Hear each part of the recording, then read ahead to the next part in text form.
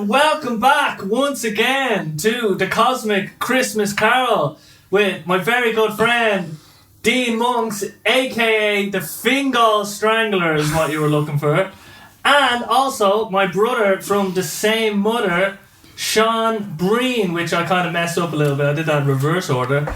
But we're here once again to explore the cosmos with another Throw the Dice. I just watched the last podcast, so I'm trying to keep it on. Replicate that. Go back to episode 1 of my God. But anyway, as we like to start our Christmas cosmic expedites, whatever, let's just get the gifts. Come on, get the gifts. We did it last year. I don't remember that. Come on, guys! It's Christmas. I brought coffees. Oh, we got. What did we do? I got you Snickers. You know what we did? We looked in that little book behind you. Just to the left. I got you some Graham Hancock. Magician of the Gods, Graham Hancock. But it's what's inside that book. This is what really matters. Sean, could you please read out to the audience what you've been given? This is for me. Yeah, that one's for one of them's for you. Alright. 1 month of ChatGPT Plus membership. Ta-da! And for you, Dean Monks. What's going on here? 130 days, ChatGPT. No, wait, no, 130! It's 30! Hold on! It was on 30 days! What's this one? You don't be misreading that. I started writing, so I was writing 1 month, but then I thought... You see it in there? 100, No. 130 I days. fucked up. You're very generous. Thank you. That's open to interpretation. And that must Hold on. I'm going to call you out on this because with ChatGPT Premium, you get to invite 3 friends for free. I'm not doing... No. What do you call me out on this? Straight away! Christmas It's ruining my gift. Yeah, Christmas is cancelled. So the reason I had to draw it out is because there's actually no gift cards for it. So I'm just going to end up sending these 20 quid on Revolut that you have to use for the membership. Oh, that's very kind of you. But you do get to invite 3 friends. So I can give you a free month with my account. There's invite links, so you didn't have to spend a cent. I haven't spent a cent yet. Hasn't yet. Well, I'll take the 20 quid in cash as well. Though. Merry Christmas! I'm gonna call you out. This is my podcast, man. Because that's what I gave it to Carl. Oh, Good friend Carl. He No way. And then he got into Big C. Dally and he was doing up logos and stuff. And then I've been using 2 accounts for ChatGPT because when I run out of, you only get like 40. What is it? 40 requests an hour. Yeah, 40 requests every 3 hours. So I was going over that, writing CVs for people and stuff. So requests as in you can only put in 40 prompts. Yeah, per hour. That's and it. then Can you? Something like that. yeah, it used to be 25, and then it's fluctuating between 40 and 25. But I'll log out there when that maximizes into the second free account that you get. Oh god, you're like hardcore. And then you get another fucking 40. Serious. I might say Airbnb in the beginning they had a book full of credit cards and they were just running the business on credit cards. Oh my god. And they just had to keep changing just to get they believed in it so much and they were getting into so much debt. But they eventually did figure it out, obviously. But it's just like just getting double GPT accounts. I didn't know that was going on. Yeah, you can get 3 in 1 basically. So you can just send an invite to another email that you. But you know what you could actually do as well. Because that means you're spending 40 quid a month. No, I'm not. You get 3 accounts. Oh, so you're giving yourself a free one? Yeah, with the 20. Oh. Yeah, but you get 3 invitation links. So I haven't had to use more than 80 prompts. Okay, not yet. In 3 hours, so. So you're gonna have to go to like ChatGPT. You're like a GPT, like or something. Yeah. So I just can't stop it. Sometimes you just get so lazy though. You're just like again. Yeah, you're not even trying. You're just like again. Your brain is just roll the dice. It's that, because you've just obviously internalized that as a really good tool, and as in we get used to the tools we're using all the time. So eventually you don't do it the old way. Like when we used to hunt as humans, and then when we start making bread, we just forget about the hunting and we just hit the button to make the bread. You know what I mean? Yeah. and eventually just become that's the new normal. And I think that will be kind of. Well, I mean, I don't have 2 GPT accounts, but I have it for this thing called Copilot for when you're programming. So it kind of it's inbuilt, so it kind of predicts. Oh yeah, I can see based on what you're doing here what you want to do next, and it kind of has a stab at it, but it has a really good stab at it. And sometimes it predicts code, and you're like, why is it doing that? And then you're like, oh, because it misses. It would have caused an error the way I was thinking about it, but then it's like it predicted. Actually, this is what I would do as a Copilot GPT agent, and it's just able to. Yeah, it's actually adding tremendous value, but. So just on the GPT, because you're obviously a power user of GPT, it seems. I'm just really lazy. Just again, hitting that again button. Not even try again. Yeah, just I'm again. just like, no. Yeah. And then it just tries again. But so what tips like and tricks have you like developed except for just hitting like? Do you like go crazy with the new bot stuff or? Yeah, like I set up your own chatbot. I set up an agent on like a resume writer, CV writer. Yeah. And then I just told it all the things that I use that I'm constantly correcting it with. So I'd say like don't use words like filler words like effectively. Like it throws on effectively. Like, you never need the word effectively. I'll say write it more succinctly.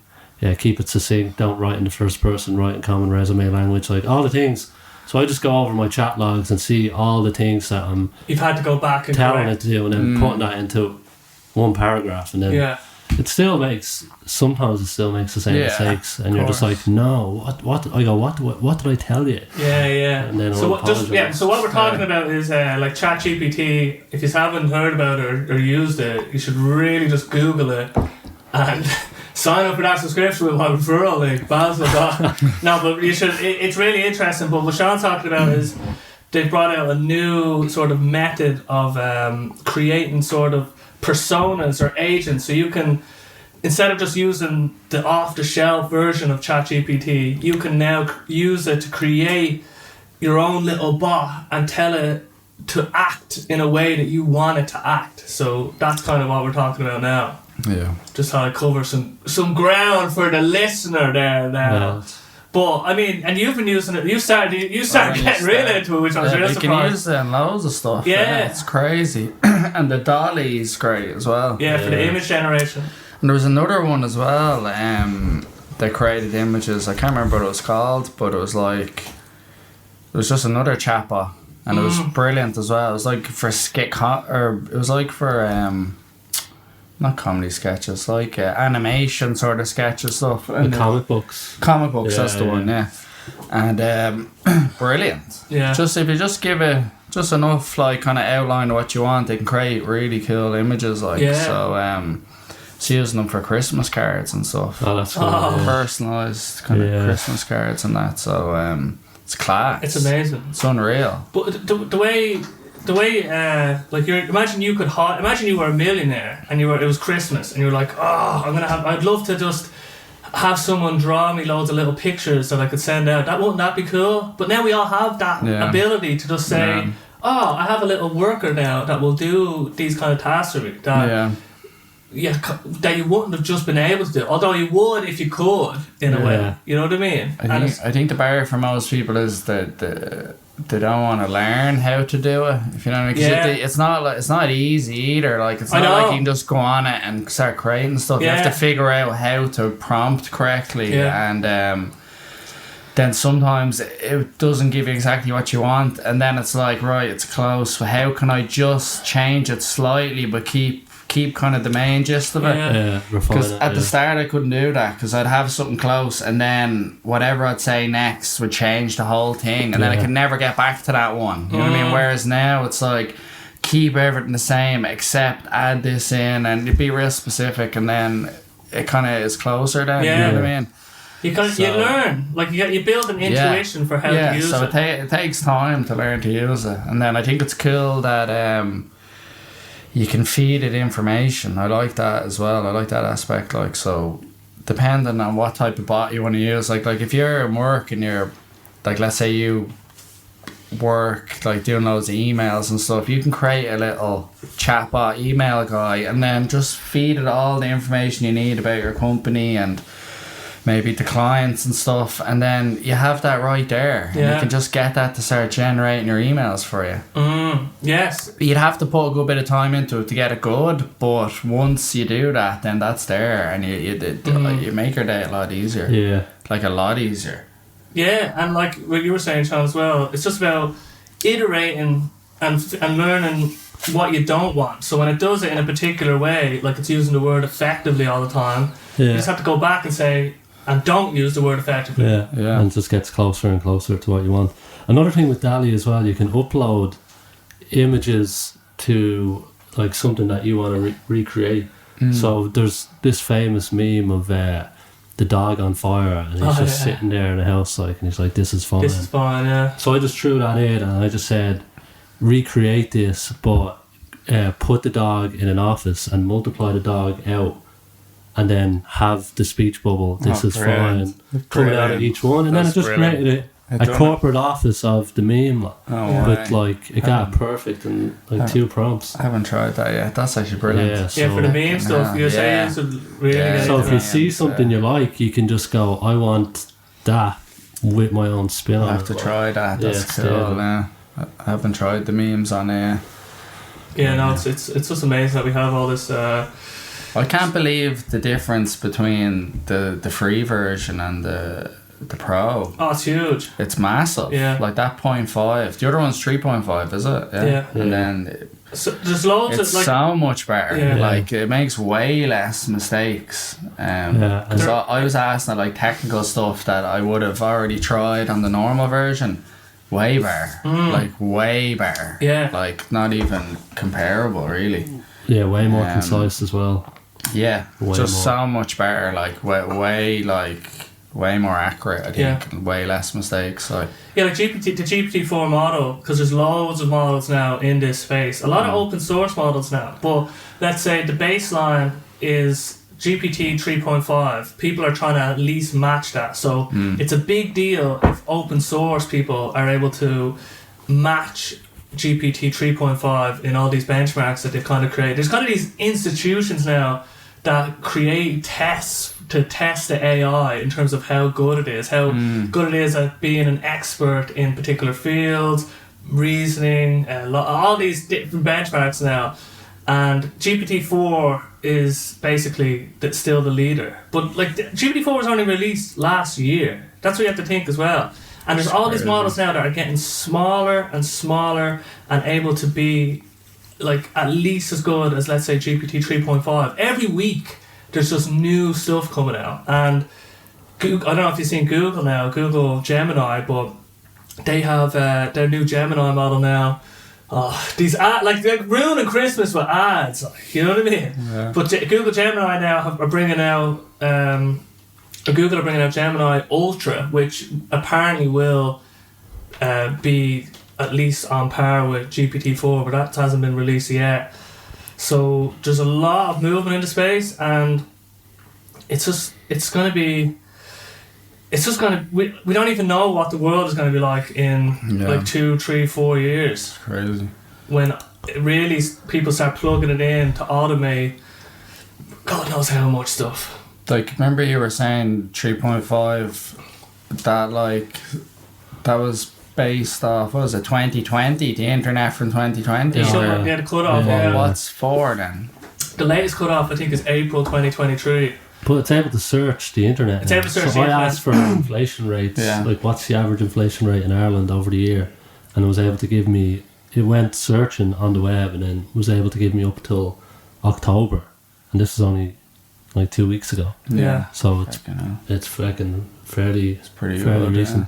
And that was based off the latest report on inflation, so it's basically real time. Exactly. Yeah. It can search the internet, so if you're looking for the most important thing, it's not supposed to be like a Google. It's just like it's like a step beyond that in a way. Yeah. It's more for actual thinking. Like if you think along with the GPT, like I've used it for journaling now, and just to go through. I actually just, if I have a problem, let's say you don't just have something in your head that you're trying to wrestle with and you're dealing with, and it's like it's just annoying you. Just sit down with GPT and talk about more it. interactive. Yeah, and if you think with it, then I don't know.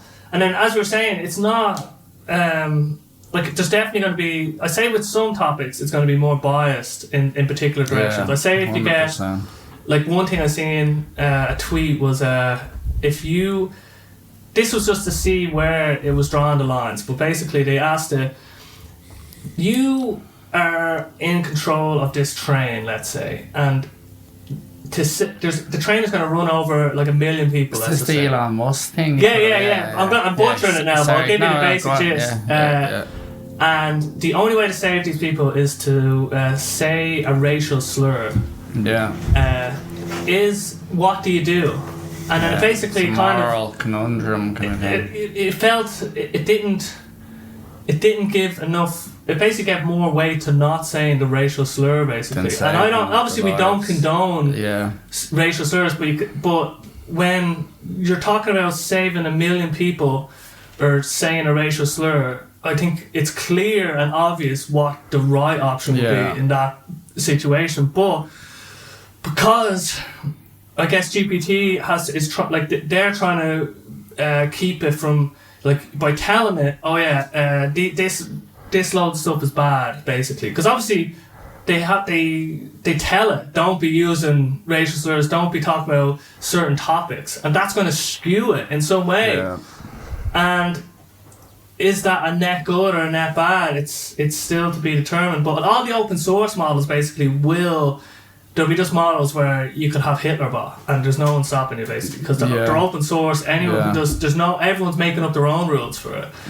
Is that one the Dark GPT still going? Dan, what's it called? Or that gets shut down? No, it doesn't get shut down. I think people can still, like, they jailbreak GPT. But there's other models, like the Minstrel models that got released recently, very small, but like GPT 3.5, a little bit better. There's nothing stopping someone from downloading that and just having it, like, do whatever they want it to do, basically. So you'll have these kind of big companies with their closed source models that'll try to cater for everyone and not be too politically charged, and probably they'll just have political leanings, like, just because the humans are making it. But then with the open source models, it's just like, how do I commit a heist? Give it the blueprints, step by step, upload the blueprints. Everything you need, like. I remember I was trying to get, like, insurance kind of waiver made up, and it wouldn't do it for me because they were saying they're not, like, whatever. It was saying some crap. It was just like, we can't do this, can't give you a legal binding document, whatever, not a lawyer or a solicitor or whatever. So then I just created like a TV show, and then put myself in it, and then another character, and one of my friends in it was like a solicitor, and he had to make this legally binding waiver. That's brilliant. And it was for me in the TV show, and then it done it. Under that context, it made the whole thing then, and I was just like, perfect. You can't get around it. So if you get creative, you can find a way around it, you know what I mean? But it's just the context, so that is interesting. If you create a TV show, you can do anything. Well, it's a TV show. Here's your script, Ian. That is interesting. Yeah, so that worked good, like. So, but we're at a stage now where I think someone described it as the kind of, it's like the golden era of AI, where humans and AI are working together, and humans are more productive because of the AI. But that will happen. It's gonna go the other way. Basically, it happens up until the very last moment. It's the curve, and then you drop. It's literally, we will get more productive until literally at the point when we're less productive than the AI. That'll happen so fast. Because it'll keep building until that point. It's not like, because we'll be still using it to get more productive. But as soon as it outpasses us, then I don't know what the world is going to be like. Yeah. I'm like more than ever, I'm really concerned about the future of labour, because once you sort of are able to scale up intelligence, basically, that's what it's doing. A lot of the knowledge work, with basically the world is just full of knowledge workers now. Like obviously we have handymen, we have plumbers and all this stuff, but they'll still be there, and I think there'll still be, like for, let's say, for jiu-jitsu, for musical performance, for like say career coaching, people will still, like, a human will be a novelty, like going to the cinema or something. Like people will still, they'll want that traditional, like, human. We're traditional humans. Like we do things by the book. Like Amish. We're a little bit slower, but we're like with nature intended. You know what I mean? So it'd be like a steak. Like people, it'd be like it's, you know, so. But it's just very. It's just weird because the economy and everything is going to have to react, and we're going to need, like, definitely universal basic income, because no one's going to be able to offer any sort of productive work to the economy, because it's like, why would I get human to that when... Yeah, eventually. But eventually mightn't be too far away. I'm not saying it's next year. Within 10 years, that's not even a bold prediction. Yeah, Cosmic Christmas Carol number 9. We'll see. It's just like AI doing it. We're not even there. Like, replaced. That would actually be genius. Replaced, like, that would be the ultimate 3 AI bots, season finale of that prediction. Yeah. To just say, actually, I'm just making it. But so it's just everything's gonna change, and the content that, let's say, all these books that we're reading, all these philosophers like Nietzsche, all this great thinking that's been done in the past. When the AI starts being able to create stuff that's far surpasses that, we're gonna have all this new content that's gonna basically eclipse everything that's come before it, in a way, potentially, and that means, like, all the stuff, all the human history that we've kind of been, like, working and tinkering away at, could, like, the AI will just be able to spin out an infinite amount of books on like Nietzsche or something. Yeah. So it's got like the way Nietzsche bot, and then it's just there you go. Like. Nietzsche's thoughts on 2024, and the way we value like creative works is going to change. I think in terms of, I think the biggest value will be the human connection to the person. Like, do they like the person?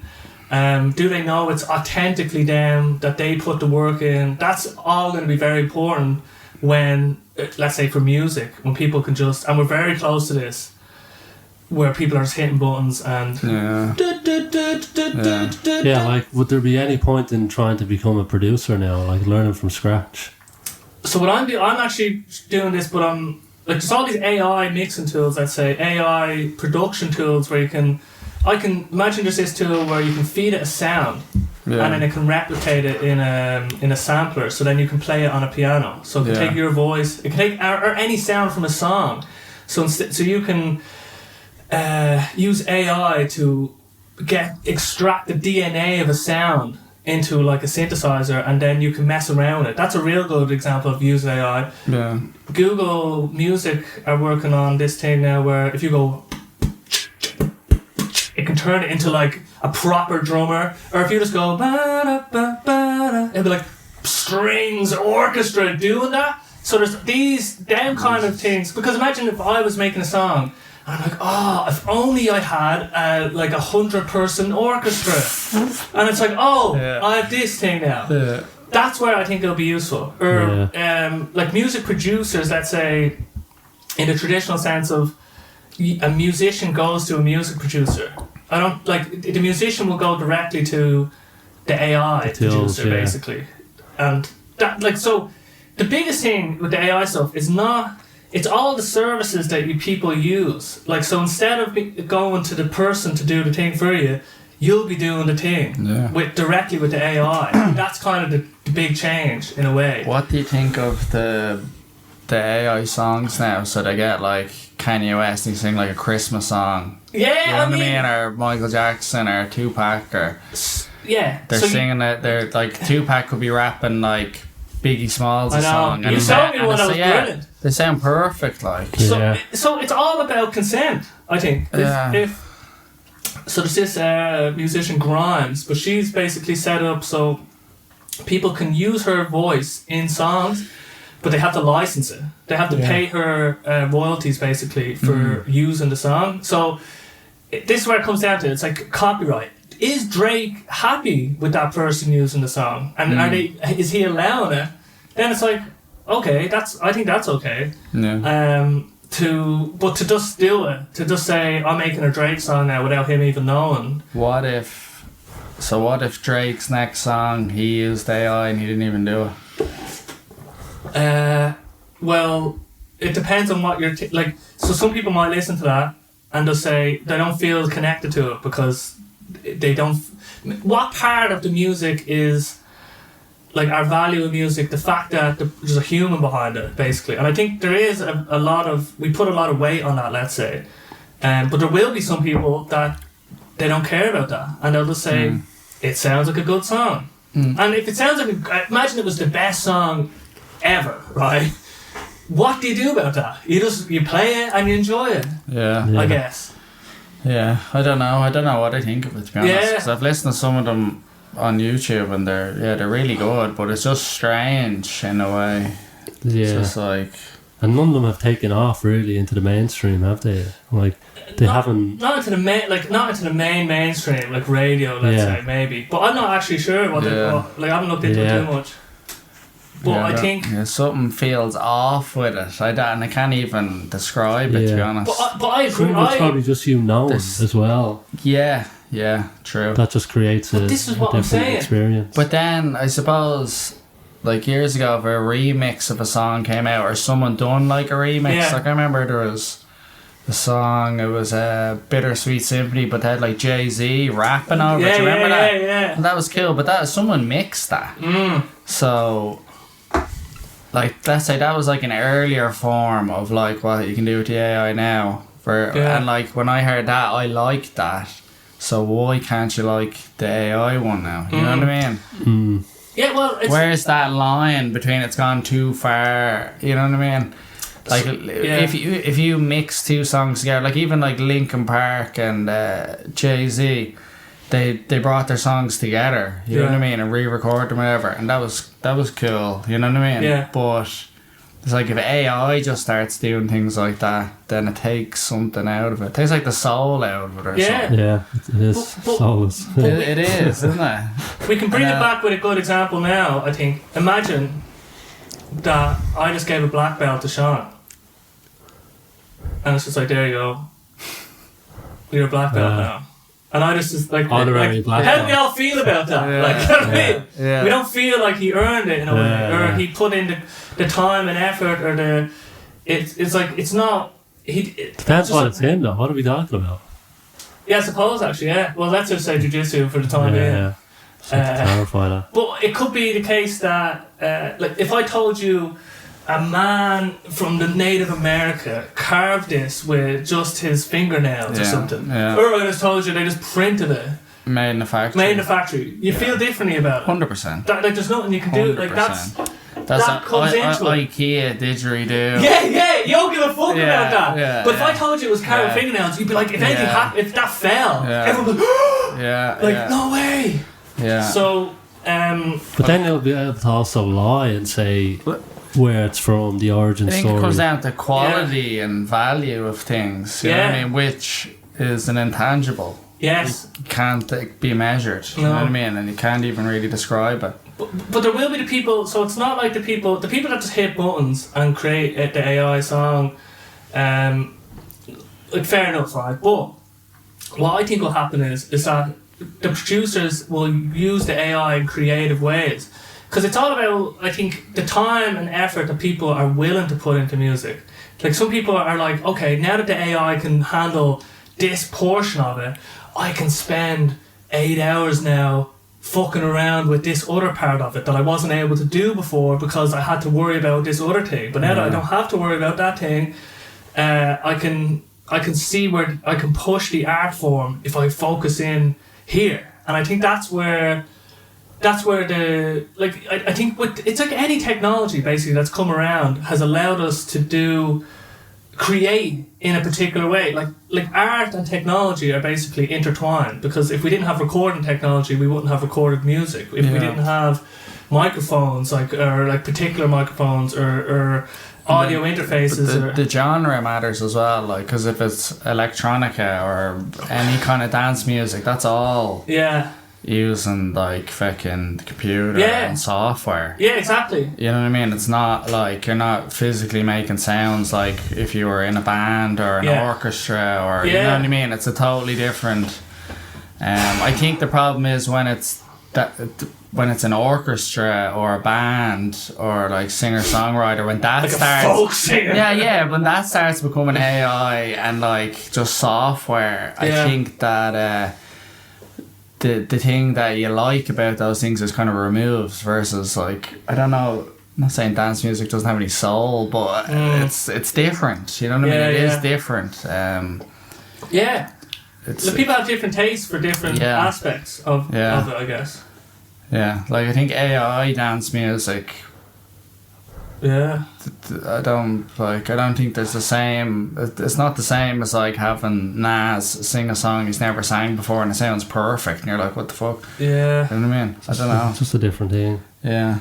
Yeah. So I think that's all stuff we have to wrestle with basically very soon now, because we're at the precipice of all this, and the world that, let's say, our fictional children are going to grow up in, it's just going to be insane. Like, they're going to have little AI bots, for example, where they can just like have a full mentor experience with this bot. It's crazy. And like they'll be educated in a way that's better than any other system there's ever been. What about robots as well? Like, do you think people will eventually have a little robot going around the house cleaning and cooking and all? Do you think so? Eventually. Yeah. If it could cook perfect meals, I can imagine that. And go away. Because if you have the robot and then you have like serious like AI kind of power in it. Yeah. I could see that. You just have ChatGPT, except it's in a physical form and it's going around your house. But just depends on when. What do you mean? You know what I mean? Like when, because you can say, in 1,000 years, probably. Or 100 years, I guess maybe, so. 50 years, maybe. Infinite. Yeah. At the time, it will happen. Well, it's just in our lifetime, maybe. Who knows? Well, if self-driving cars are like, I know there's problems with them now, but that's the way they're going there. That'll be solved eventually. I think it give it 20. Like, imagine 20 years from now. That's like, we'll be like in our 50s. You know what I mean? And that'll just be maybe you. Yeah. But like, so that world, George Washington. Like, we'll be 50. Like, well, I'll be 50. We'll be 50 as well, right? You'll be 50. I'm out of the ball here. You'll be 50. Biologically, you know. You'll be 50. But basically, 53. We're gonna edit this out. Precisely. God, 5th of June. But basically, so that the timelines. It just depends on the timeline. Like, is it tomorrow? Is it like a week from now? Like the robot stuff, I think. I mean, Boston Dynamics, they've loads of robots, but there's no AI in them. They basically figured out, like, just how to deal with things like with just software, but not like thinking, basically, in a way. But eventually they will, and I think Elon Musk is pushing some sort of robotic AI thing, and I just don't know it's all about trying to figure out what's worth pursuing at this point. And then Neuralink as well, that's another thing. Yeah. It's like, put it in your own head. Just ChatGPT link now or something where it can convert into your head. Oh, Jesus. Yeah. Like, I'm pretty sure I've seen an article on this. There's like loads of these different potential. Well, they're all kind of expanding, but like, you know what I mean? They're like, there's the AI robots, just technology in general. Neuralink, like, it's like, which direction? Us merging with the technology then. It could be and then it's like, is this the right direction to go? Is it? Yeah, that's what I mean. You know what I mean? It's like, should we just go back to living off the land and to stay local? Forget all this. This is a very actually interesting. Finish this podcast. I'm done. I'm out. Yeah. But you bring up a really interesting point. When is, like, people just think is technological progress, if it just goes on forever, a good thing? Because there's always been resistance to like advances in technology, always. You know what I mean? Like when the car came out, like the people on the horses were like, absolutely not. You know what I mean? And then everyone's driving, then less horses. It's just the next thing. The typewriter gone. You know what I mean? Laptops in there, phone, like the old carrier pigeon's gone. You know what I mean? It's just that everything gets replaced over time, and it's like you have early adopters, people that want to find the next thing and get ahead, and then you have the other people that are like the laggards that kind of sit behind and are resistant to any form of change. Yes. And like then you have extremes, like if like Amish people are just like kind of refusing to adopt modern technology and living in a different time period. You know what I mean? And like, who's to say? Are those people happier, or what's the story there? Like, I don't know. It's crazy. Like, you can definitely see why some people head off into the woods after a while. You know what I mean? Well, it's all about like our whole reason. What do we think a good life is just based on all prior history at the point that we were born, let's say. Because if we were born 100,000 years ago, a good life might just be to have survived and like had some kids survive or something, or to have been good. And it wasn't about, you know, people maybe want legacy now. They want their name like on the star walk or whatever, or they feel that that's a good life now, or to have monetary success. But it's all just like what is important to live in a good life, really. Yeah. And it's a difficult question to answer, but I just think it's all about your moment to moment experience. Is there, not that there's no like less suffering, because sometimes the suffering can be positive, like you're working towards a black belt, or you know you're making money for something that you need, like whatever. So sometimes, but it's like, are you on a good trajectory? Maybe, perhaps. Yeah. Like, do you have something in the future that you're moving towards? I don't know. What do you think about the good life?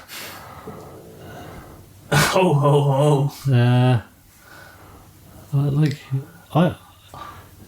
You feel fulfillment when you feel like you're moving towards something, like something that gives you purpose. Yeah. So it's essentially just trying to find what that is, and then try to be a good person along the way. And I think that's pretty much and live honestly and truthfully, and try your best not to lie. Yeah, pretty much. Yeah, I think that's a good. It's a good starting point. Good starting point, yeah. But I think having that, having something that you're moving towards. Yeah, you need to aim at something. Yeah. You know what I mean? You need direction. You know, you don't want to be aimless. Yeah. That's when like things seem to go wrong for most people. When you've no aim in your life. Yeah. No goals, nothing to. Do you know what I mean? You're kind of stuck, let's say.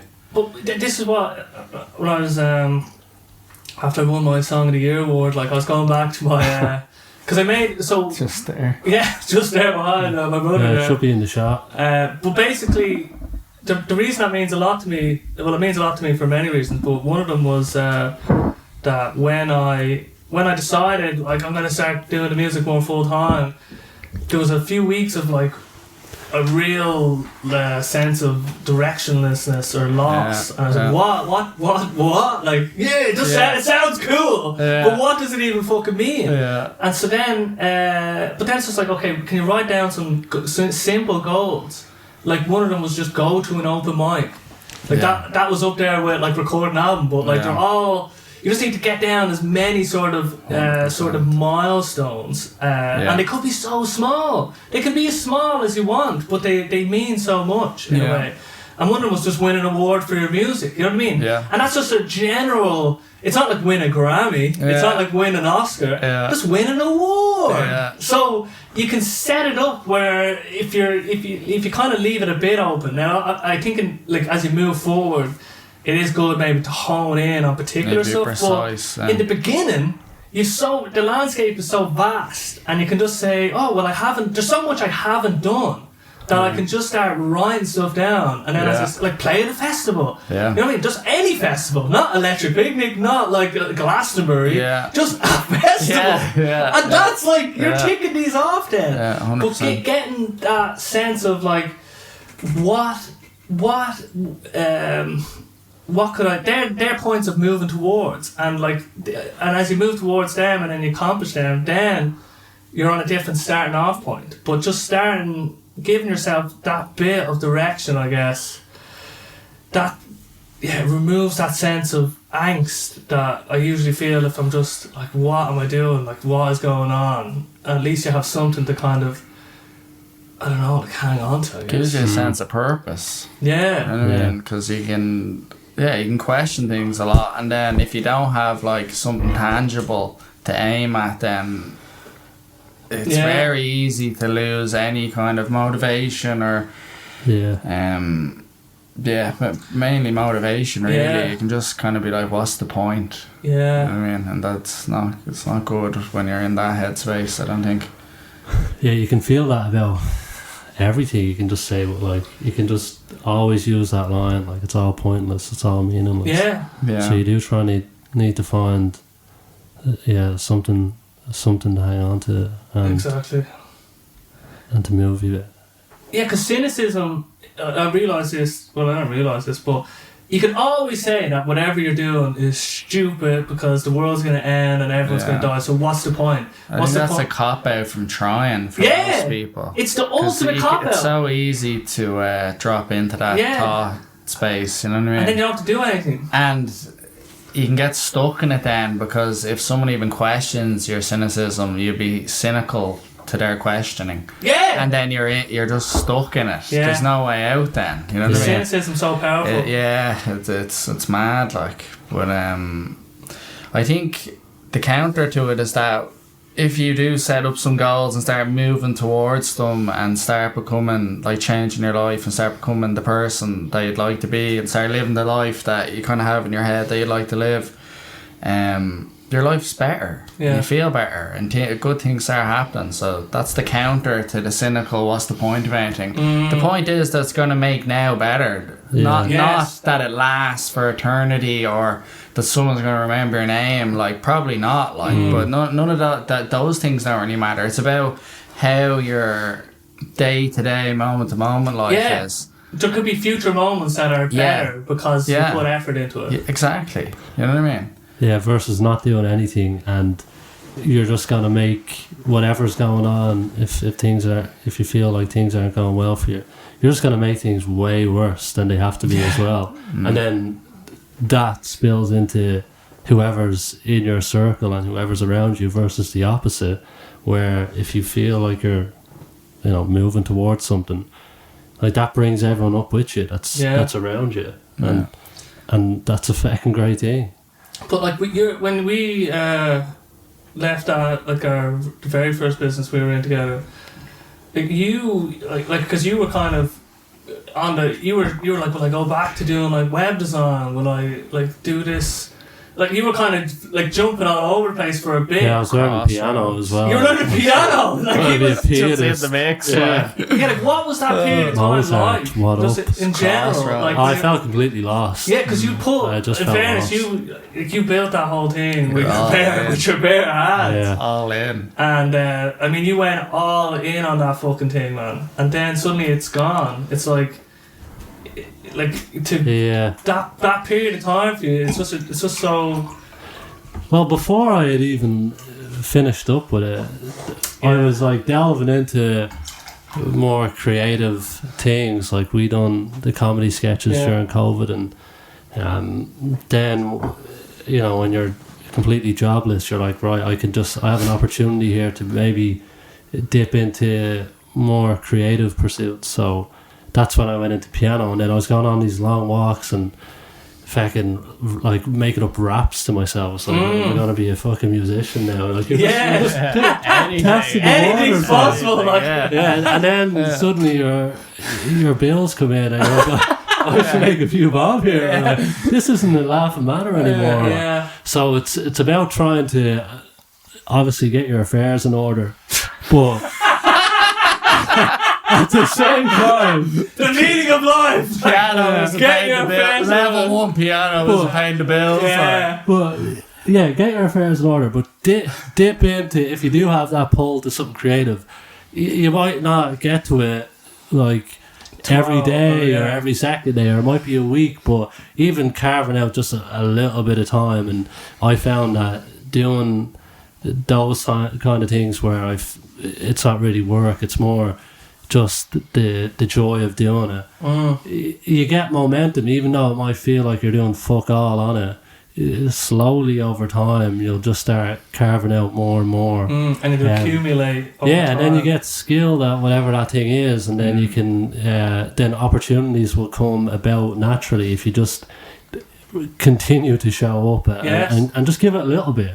It's never going to be perfect. The fucking stars are never going to align where you're going to have a 3-hour block to give it your all, but even 10-15 minutes or whatever it is over time, mate, it adds up. Like with the piano now, I just got into the habit of like, 100%. if I haven't played that day, I'm just like, I know I'm tired, but even if I just put my hand on it and just play, just do a few notes, anything, and then I can go to bed. You know what I mean? Rest easy. Just and just do it. Just say, I'm just gonna do something, because then it's just about building that resilience to doing it. Now some days, you're just like, I can't look at anything. I need to just crawl into that bed. And don't beat yourself up either.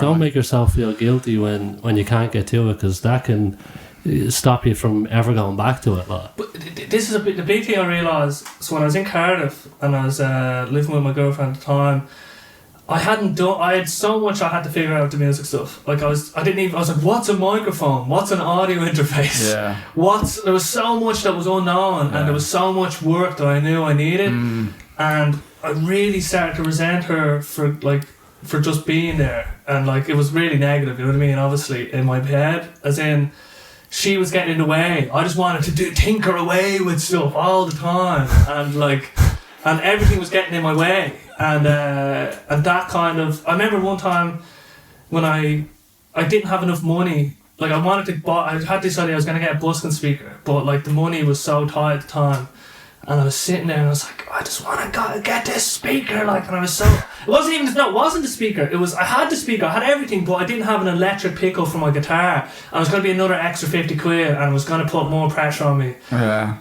I was so sad about it, but then I just said, I'm doing it, I'm fucking buying it, and I put myself under a little bit of pressure then. But just that, I couldn't, but now that I've actually released songs and done lots of more, I'm at way more at ease, as in, like, with my new relationship now, like, we have, like, scheduled time together, let's say, and I'm able to just be way more present. And I do have times where I'm like, I want to do that stupid video thing that I've been, like, but I'm way more able to just, like, relax and be okay because I've done stuff.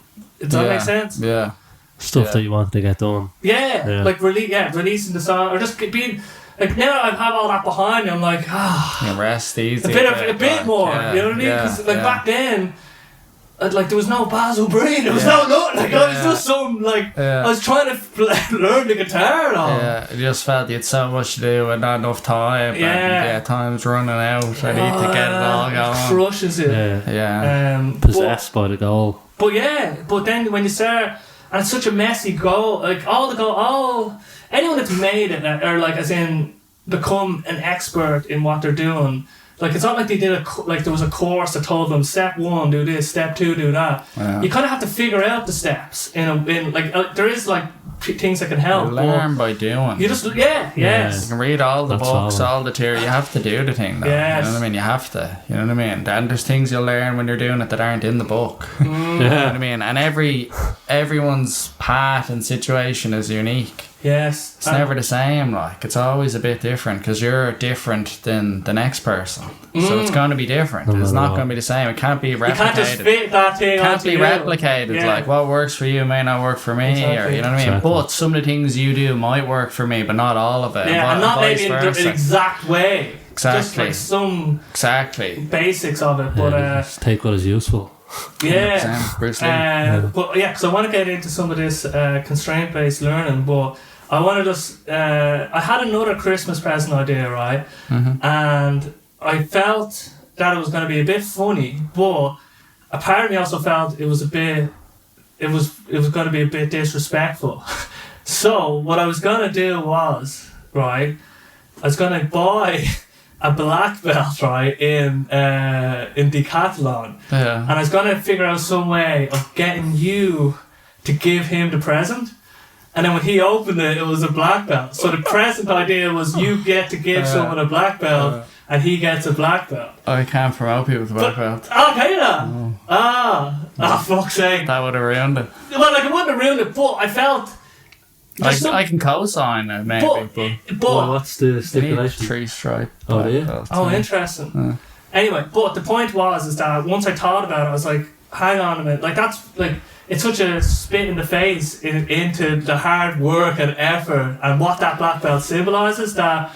Yeah. And like, I just didn't feel right. So I don't know what you would have thought about that. It could have been funny, yeah. It could have been funny. Because you don't have the skills, so it doesn't matter if you have a belt. Yeah, no, I know. I kind of like I don't know, I used to be real into the the traditional aspects of the martial arts, but the last while I'm not as fussed, to be honest. Like, but I was never chasing belts when I was training. I was just focused on skill acquisition. That's all I cared about. And then the belts just come. Okay. You know what I mean? So I've never been that fussed about the belts, really. Alright. It is nice when you get them. It's like you got your award there for your song. It's acknowledgement. Yes. You've been acknowledged for your effort and dedication. Also, that is nice. You know what I mean? Of course, everyone likes that. Yes. That you can't deny that. But having the actual belt isn't like, it's just something you tie around your waist. It's not. It's not the end all and be all. It's the skill that matters, and the experience and the person wearing the belt, the training, and what you had to go through to get to where you are. Like, there was a change. Yes. There was an internal and an external change in many ways. Yeah. So, and that's the reward, really. Yeah. But trying to sell that to some people is difficult. You know what I mean? They want the belt. They want the status that comes with it. But I'm not too fussed about that. You know what I mean? Like, like if I had to relinquish it, it doesn't matter. I'm still me, regardless of the belt. But imagine I did that. Alright, so imagine I had like one of the Gracies sitting there, and I played that trick on him or something. No, they probably wouldn't like it. Depends which Gracie. So this is what I mean. I'm not. Depends which Gracie. Yeah. But I felt their lineage and their family history and all is so like intertwined in like the history of jiu-jitsu. So it was more that it was. I know what you mean. You might have felt like you're disrespectful. Oh, Jesus Christ! Sorry, this table actually isn't. So because I moved out, the table's just in that there. But I know what you mean. You would have felt like you're disrespecting jiu-jitsu, let's say. But the thing with jiu-jitsu is that like there's lots of different types of people that practice it. That like some gyms really don't care about the belts. Like some gyms don't wear the gi, the uniform, the kimono. They don't wear that. They just go no gi, and there's no belts. Well, you know what I mean? They'll promote your rank, let's say, you'll go up to blue, purple, no, but you don't actually have a belt. There's no belt, like. Jesus. So, in that sense, it's like there's breakaways at this point. Yeah. And, like, there's some of the top people, they don't wear a belt or anything, and they don't care about the ranks. It doesn't matter. And now there's guys that are so good that, like, they could be a blue belt or a purple belt, and they can beat a black belt now. Like, and they're both competition level. Jesus. Like a high level kind of purple belt competitor can be like, he'd be a black belt that's just a hobbyist that's only training a couple of days a week. Oh yeah. You know what I mean? But now that it's at the point that there's guys that are like blue or brown. They could be a purple belt and they're a high level competitor and they're able to beat a high level black belt. They're like a new modern jiu-jitsu guy, you know what I mean? They're learning way quicker. All the information's online. They just access to so much more things than the older guys are, and then they're adopting new methods of training and all this different type of stuff, you know what I mean? So there's just a faster learning curve, you know what I mean? Like there's guys coming in from other grappling arts straight into like jiu-jitsu or submission grappling, and they're excelling straight away, you know what I mean? against guys that are training 20 or 30 years. Like there's guys that are training 3 or 4 years and they're beating guys that are training 20 years. Yeah. Because at the highest level, like, you know what I mean? This happens in crazy. Every domain. I think I might have heard some years ago about if you were to rank Mozart in terms of his technical ability against like children of today, basically because they've been trained in the new methods. Like the children today, there's like they basically are able to surpass his technical ability just based on because they've been born in a time where there was better training, and even with chess, because AI has basically it's not really AI. With the way they solved chess first was basically they just calculate like 20,000 moves ahead and then pick what one is going to lead to the most positive outcome on the board.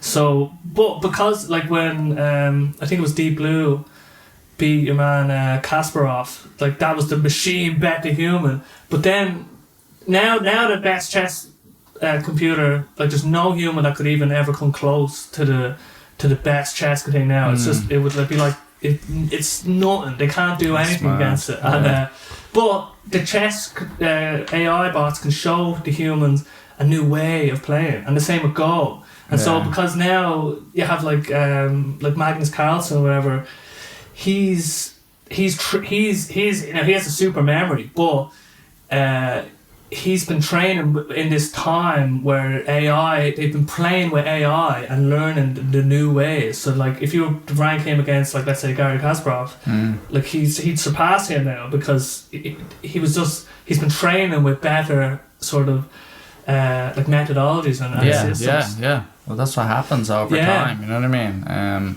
But you've been experimenting with this new sort of constraint based training paradigm now. Is that right? Yeah. Something like that. Yeah, like some people call it ecological dynamics approach, and then within that you've constraints led kind of tasks or games, let's say. And it's just a different way of training. It's all kind of essentially live training. There's no kind of passive training in it anymore, so everything's live. And what does that mean?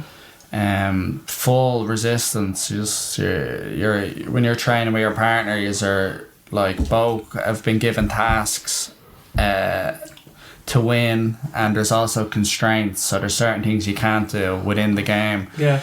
And then once you create that game, then the idea is that certain kind of patterns and like techniques, let's say, or movements will emerge themselves. Because they're the best way to win at the game. Exactly. So, and the rules shape the game. So there's only so many things you can do within the rules.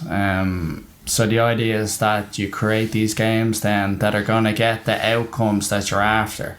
Instead of the traditional way of teaching martial arts, and in schools and stuff, is like, I will show you the answer to a problem, and then you just go and practice it, and with the other guy cooperating, and you just keep going over it, and then you go to live training afterwards, and there just seems to be a big gap between the two, and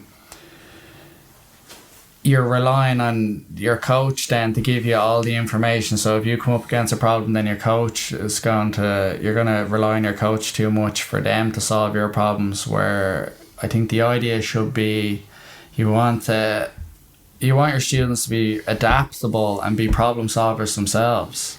So by creating these games, they'll become adaptable and they'll begin to solve problems themselves. And then if they are stuck, then you can give the extra bit of input.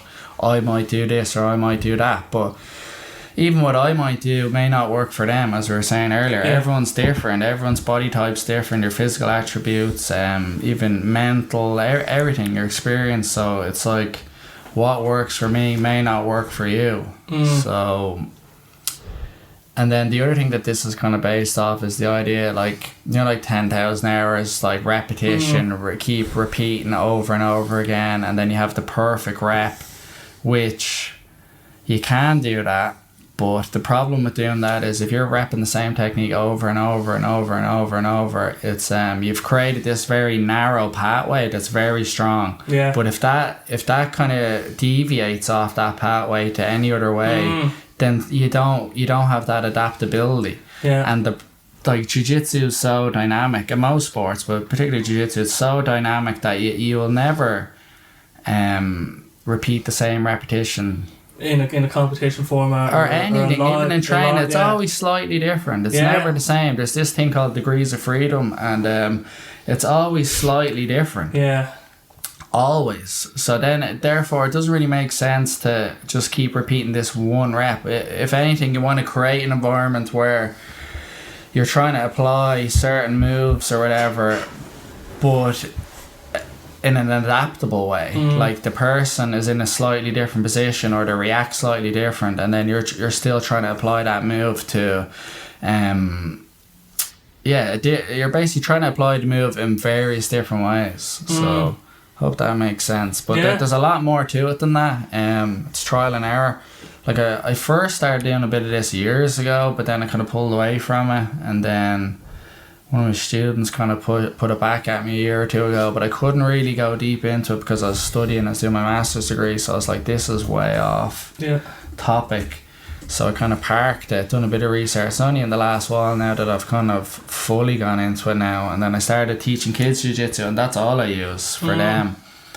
And it's really good. Like just techniques start emerging themselves. Like it's just grappling. It's two humans and it's physics.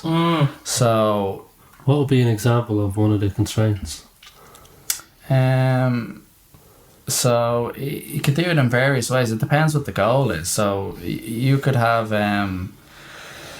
let's say we want to do a drill that like I have your leg, I'm holding your leg in the air, and my goal is to get you down. It's like a single leg takedown. My goal is to get you down on the mat, and your goal is to not get taken down. So we've both been given basically a task each there, and so you don't want to get taken down, and I'm trying to take you down, and we'll just go. That's a really simple one, like pretty open ended, like, but you can do it. You can really reduce it down and go, like, you can't do this type of submission. You can really restrict it, or you can open it out and have it kind of really open ended. So it just depends. It's difficult. It's very difficult to put into action. And there's no set system. It's kind of constantly adapting, and like you can set up a game, and then when you try to get it going, it doesn't kind of take hold like you kind of thought it would, and then you have to change it a bit, or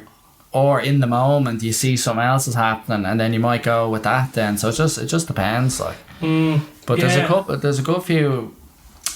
of guys now in jiu-jitsu that are kind of proposing this method with pushback. There is a lot of pushback, and a lot of people aren't aware of it either, like, and a lot of people like the traditional method because it still works. The traditional method works. It definitely works. Like, people, like, there's world champions training that way. It 100% works, but the science kind of at the moment is suggesting that it's not the best way to learn for everyone, and this other method is superior. But there is drawbacks. I've definitely seen drawbacks, and I'm still trying to fix this problem. I think there's a higher chance of injury training like this because it's all live training. When you're doing like passive unresisted training, the chances of being injured is very low. Like, you know what I mean? It's pretty safe. You're very unlikely to get injured doing that. But in this type of training, probability goes up. So you have to find a way to reduce that, and one of them is time, because time is one of the constraints in this. So if you have a shorter game that's 1 or 2 minutes long, the intensity is going to go up. Shorter periods, higher intensity. Longer periods, hopefully lower intensity. Some people will keep the intensity pretty high for 10 minutes, but that's something I'm still trying to figure out. That's a tough one. So especially, it depends on the students you have as well. So like, if you're like my class, more like not beginners class, but like the guys aren't training that long, you know what I mean? It's a newer group of people, and none of them have done jiu-jitsu before and scrum together. So I I think it would be different if you were doing this with like people that are training 10 years or something. The games could be different. You know what I mean? You could really go deep into certain areas instead of keeping it more kind of general, let's say. But we'll see over time. Yeah, it's just experimenting. It's good though. I think like I've gotten really into it, and it's definitely something. Like if I ever go back to college, I think that's what I'd do. Do like a thesis. Do the doctor on, If I want to do a PhD, this would be my research topic, I think. So it's just skill acquisition, like in the bed, like what's the best way people learn? Because it's like I kind of didn't finish my point earlier, but the old way, or let's say traditional way of martial arts, is like I'll show a particular position and show a technique and how to address this problem in this position. But the issue with that is a lot of the people may not have experienced that problem, so they don't even know what they're solving. Versus in the other way, the newer way, the ecological dynamics way, like you're putting them in the position themselves and they will discover problems themselves, and then they have to solve those problems. Like, so the problem you have might be different to the problem I have. So I could be showing you a problem I have that you may never have. And then you're drilling a problem that isn't a problem for you. Your bias is like, this is a massive problem. Yeah, and then the same with me teaching techniques. Like how I do it doesn't mean that's going to work for you. Yeah. My body's different. Interesting. Different strength, different endurance, different... size, everything. Everything. Flexibility. So like different like fucking bone density. Do you know what I mean? So how am I supposed to show you a technique that, let's say, works for me that I don't even do the same way every time? Yeah. Because that degrees of freedom. So I could do a hip throw and I could do 10 of them and they'll all be different. You know what I mean? How am I supposed to get you to try to do that if I can't even do it? Yeah, then it becomes on... You know what I mean? You have to sort of recognise everyone's individual strengths and weaknesses and what would be good for them, which is very difficult in a way. You know what I mean? Too many variables, There's way too many variables, basically. So you're probably always going to be biased towards, I used to always do a thing with my foot, and I see him doing it, so obviously I need to step in there because that was a problem for me, let's just say. I don't even know, you know what I mean? Yeah. I'm just a guy. I'm just a guy, but I'll have a stab at it, you know what I mean? George Washington. Yeah. Force go, I have to keep going like this one.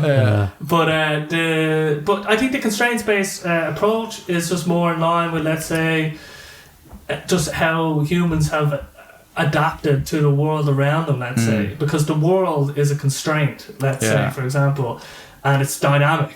And you kind of, it's not a drill every week, this week's problems and next week's problems, there'll be patterns that emerge throughout, let's say, but the way we learn to adapt, it's not based on doing the same thing over and over again, let's say. It's just about playing the sort of game of life and trying to figure out the patterns that work in life, I guess. So, and then I think constraints are just, they have a really positive effect on the work, let's say, that you're creating. Like, even for example, we were going to my auntie and uncle, Shay and Pearl, who were putting on a terrific feast for us last night. And Christmas dinner on the 19th of December. She makes... Brilliant. Just, I love it up there. And she really goes all out for Christmas. Like, she has... Everything is just Christmassy in a way that is like turned up to like 11, you know what I mean? Yeah, the more you look, the more you see. It's just Christmas. You thought there was no Christmas over there, but there is. And we were trying to come up with something funny to ride in the car that we were doing, because we were just like, we need to do something funny. And so we're in the car and we were trying to think of something, but we were trying to write what Pearl was saying in this cartoon that we were making, but we had written down the word where. And then because we had already written that word down, and we'd already drawn, and it was in pen, we had already drawn a speech, and we'd already drawn a circle, so there was already constraints. So we couldn't write a massive essay because we'd already drawn the bubble and the where. But we didn't know what. Like, we were like, fuck. So when I was thinking of stuff, I was like, it has to. I wish I could say who, but but I can't say who now. Yeah, And- it's gone. Yeah. It but was that not could, an so option, now I have yeah. to make the best of this, Yeah, which yeah. reduces. And it worked out. And it Yeah. worked out Yeah. because I think, and that's with artistic pursuit as well. It's just, and like genres of music, you reduce and you use a subset of reality or the tools available to you. Like the constraints are just. Like I think they always help the work if you're creating them in a way, because otherwise, I mean, everything you do is constrained because you can't include everything, the infinite everything. Yeah. Like, Well, you yourself are constrained as well. yeah. You know what I mean? It's like the individual, the environment, and then the task. They're kind of the tree. That is. Get me out of here! Yeah, you're just But yeah, like, well, exactly. I'm Yeah. a good train. I don't have infinite. I'm not like some sort of god. Yeah. Yeah. Yeah, but you know what I mean? They're Yeah. the three kind of, let's say, variables or categories. Yeah. Like when they're teaching chess, a lot of the times they'll use that sort of method. They might even just focus on the very end of the game. Yeah. So you go straight to the end of the game, just focus on how to get checkmate, Yeah. and then work back from there. And then you might do scenarios where, right, I have like a rook, a knight, and like a and my king versus their king, and I have to try checkmate them with those Yeah. three pieces, let's say, you know what I mean? And then you can remove a piece, put a different piece in, and play from there, and then you just slowly expand the game over time. Yeah. We're doing these reduced games with Yeah. limited pieces and limited amount of movement, you know what I mean? Yeah. It's like, right, I have to checkmate you within 20 goals, and we go, you know what I Yeah. mean? Like stuff like that they're the type of things you can do to learn as well. So obviously I don't know anything about music, but you could apply that to learning the guitar or the piano. Just reduce it down to only a set. You're only allowed to use these keys at the start, and just go from there, and then slowly expand instead of like just being overwhelmed. Like that's actually what, before we talked, because I'm just learning the Y keys, because on a guitar, do you know when you use a capo to put on the guitar? Yeah. That's basically moving up the key without actually playing the chords up like with your hand. So you can do that with a piano, where you transpose the notes. So if you're playing in a different key, imagine you play all the white notes, you transpose it, so then you're moving all the notes up one little half step, so you can avoid playing the black notes, let's say. Yeah. So, because I want to get good at the rhythms and the chord changes, I don't want to have to be thinking about learning all the notes and all the different hand movements, because I want to get from A to B, which is being able to play in public on the piano. So constraining it to just the Y keys and the patterns that emerge from the Y keys, and then also, because I've been thinking about this more, how can I apply it to piano? Improvisation. You can play even in a major scale. Let's just say you play all the white notes, which is 7, and then you have octaves. But you can play the pentatonic scale, which is only 5 notes. And most actual, like if you look at Jimi Hendrix, like loads of really cool solos come out of the pentatonic scale, which is just 5 notes. Smaller scale. Smaller scale, Yeah. and so now I'm like, oh, actually, practicing the improv with just the pentatonic scale. That's how I get good at improvising. And then even if I just got good at that, that would be still enough. To, instead of being, I need to be able to improvise in the major, the minor, the harmonic minor, this, it's like, no. Because if I can improvise in this, it'll give me that good feeling of being able to improvise, and I'll just focus in on this area. But the constraint is, there's a few little constraints, there's ways you can play the game where it's like, I have to start on a note that's in the chord that I'm playing on my left, let's just say, or I have to start on the second note of the chord I'm playing on my left when I'm starting a new melody. So you can do all these kind of when you put the rules in, that's where the constraints come in. Yeah. And I'm actually enjoying that more. It's better than, because when you're saying drills, it's like, for learning a song, it's hard to, because there's constraints, because there's not constraints, but it's a drill. Like, these are the chords in this song, so I have to play these chords. Yeah. So I don't know if there's but for improv, I think. No, but the thing is, I would argue then that you've never sang any of your songs the same. Oh yeah, 100%. It's every time it's different. Yeah. Every time. Yeah. You play the guitar different, you sing different. It's never, and that, not just you, all musicians. Yeah. So it's never the same rep.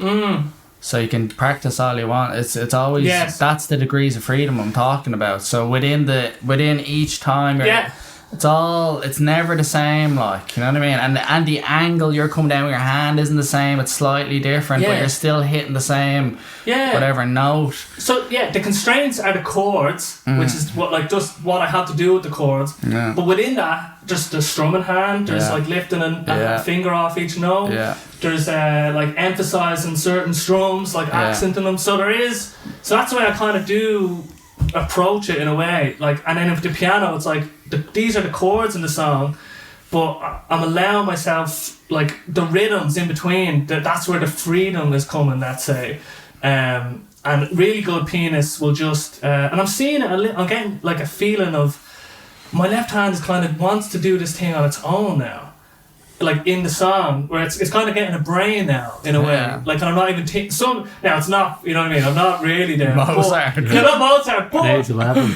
I'm getting like the first glimpses of my left hand's kind of coming alive a bit. In like when it's playing along, it's like it wants to fill in that extra note. It just wants to do it, and I can't help it. And it feels right, but it doesn't not feels right. It's just just do happening, it. And it's You've built up an intuition. I'm seeing now that it is just about that if I set up the constraints and practice constraints within the chords, hopefully my brain will fill in the blanks. But I don't know if you were gonna hop in with anything there. I just might have seen something, but constraints-led emails. Constraints-led CV. Yeah. No, the only way I use constraints is just deadlines. Time constraints. I'm really bad at like setting my own deadlines, but if I say a deadline to someone, then it's like I can't let them down. Like. Picturing them saying like why hasn't that been delivered now? Yeah. Like you said, and that just that tortures my soul. Yeah. Oh god. So because it's your reputation. You're just a flimsy like you don't know of any word. Yeah, so it's much easier to use other people to keep you accountable. Yes, that's a really good constraint. Yeah. Someone actually, a guy, Dave, he's a friend of Fernando and he wants to give up drinking. And so Fernando's like, maybe you can talk to TK about it, and or Basil, whoever the fuck you want to talk to, and he maybe has some advice here. So then I was thinking about how did I end up just quitting completely this time? Stop being an alcoholic. And the big thing was making a big song and dance about it, bringing it up all the time, and like for me, just because then the more I brought it up, the less I can, like I'm quitting drinking now, I'm stopped drinking now, I don't drink, it's been 2 months, 3 months, bring it up as much as you can, first of all. You've said never drinking again. So many times. Have one of them clickers. 4,000. I know, but this time I had to, so then I was telling my uncles and stuff that I was drinking, that accountability of just publicising it as much as I could. So I just told them, tell everyone, tell all your close friends that you mean it this time. Make a big song and dance with it, and then I just told him, like, if you have to come back to me in a few months and tell me that, I'll be so like your credibility in my eyes will go down. Like it will. You never get your reputation. It's gone forever. Your reputation. Yeah. Your words mean nothing. Even the idea, we were joking about it yesterday. He was talking about if he went back on the drink, and it just. I just felt so uneasy with the idea of him being drunk, just because he's harped on about it. Made such a big song 4 years now. There's no going back. I know, it'd be so embarrassing. And even us having this conversation now is re-emphasising it and making it even harder. It makes it nearly, I'd say, basically impossible now. Otherwise, I just imagine me sitting here and going, I drank, I'm sorry. It was so embarrassing. Yeah. So that's what I told him. You could if you want to set. You could have it. No, but I don't want it now. No. Alright, you can. That would be best. But I'm just saying. Anyway, and it's not about whether I will or not. But the public declaration. What would your advice be to your man? It was basically to tell as many people as you can and make a big fuss about it and bring it up all the time at parties. Like, be the guy that make.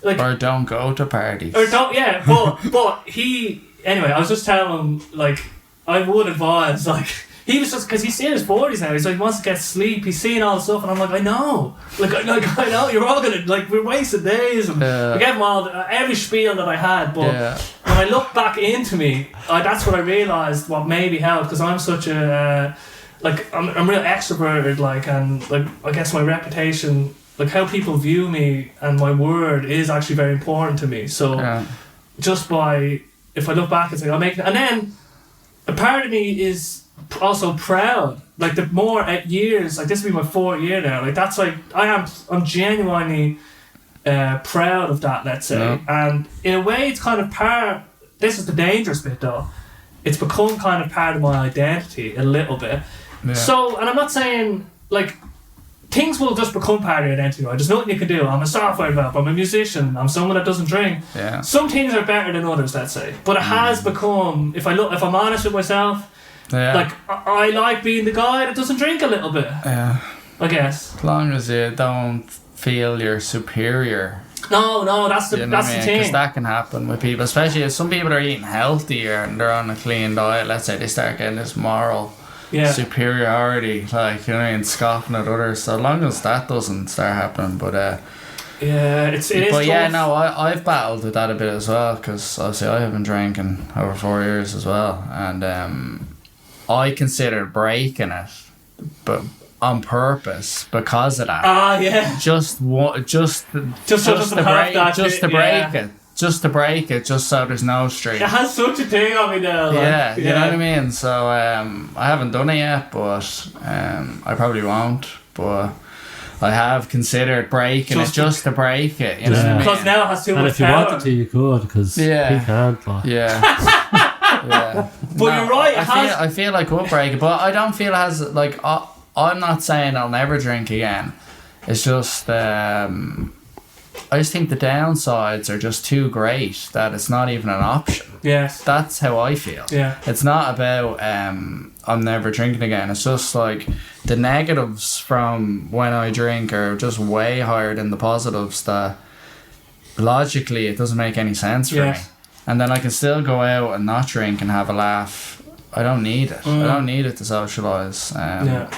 And just the hangovers and the aftermath is just not worth it for me. Yeah. And then since they brought out the non-alcoholic stuff, it's great. It's fucking great. Yeah. Like, it's great. You don't know, and people don't even know this really. Like, some people will see you're drinking non-alcoholic and they know it's a non-alcoholic, but they'll still sort of feel you're drinking with them. Yeah. And they're all right with it. Yeah. And it's grand. Whereas when I used to go out and have a pint of water or Ribena, people would be very upset. Like, very upset, and it bothered them. And then some people, it's a mirror. Yeah, but it's just a reflection. But some people can't let it go. So yeah, they'll be slagging you at the start and all, and then they will persist the whole night. Yeah. It's like it's always one or two people just can't let it go. Other people will accept it as the night goes on, but some people just can't let it go, and it gets a bit kind of annoying then. You know what I mean? Especially because they get drunk. Yeah, and it gets worse, and they're sloppy, and you have to listen to shite, and it's just like, go away, like.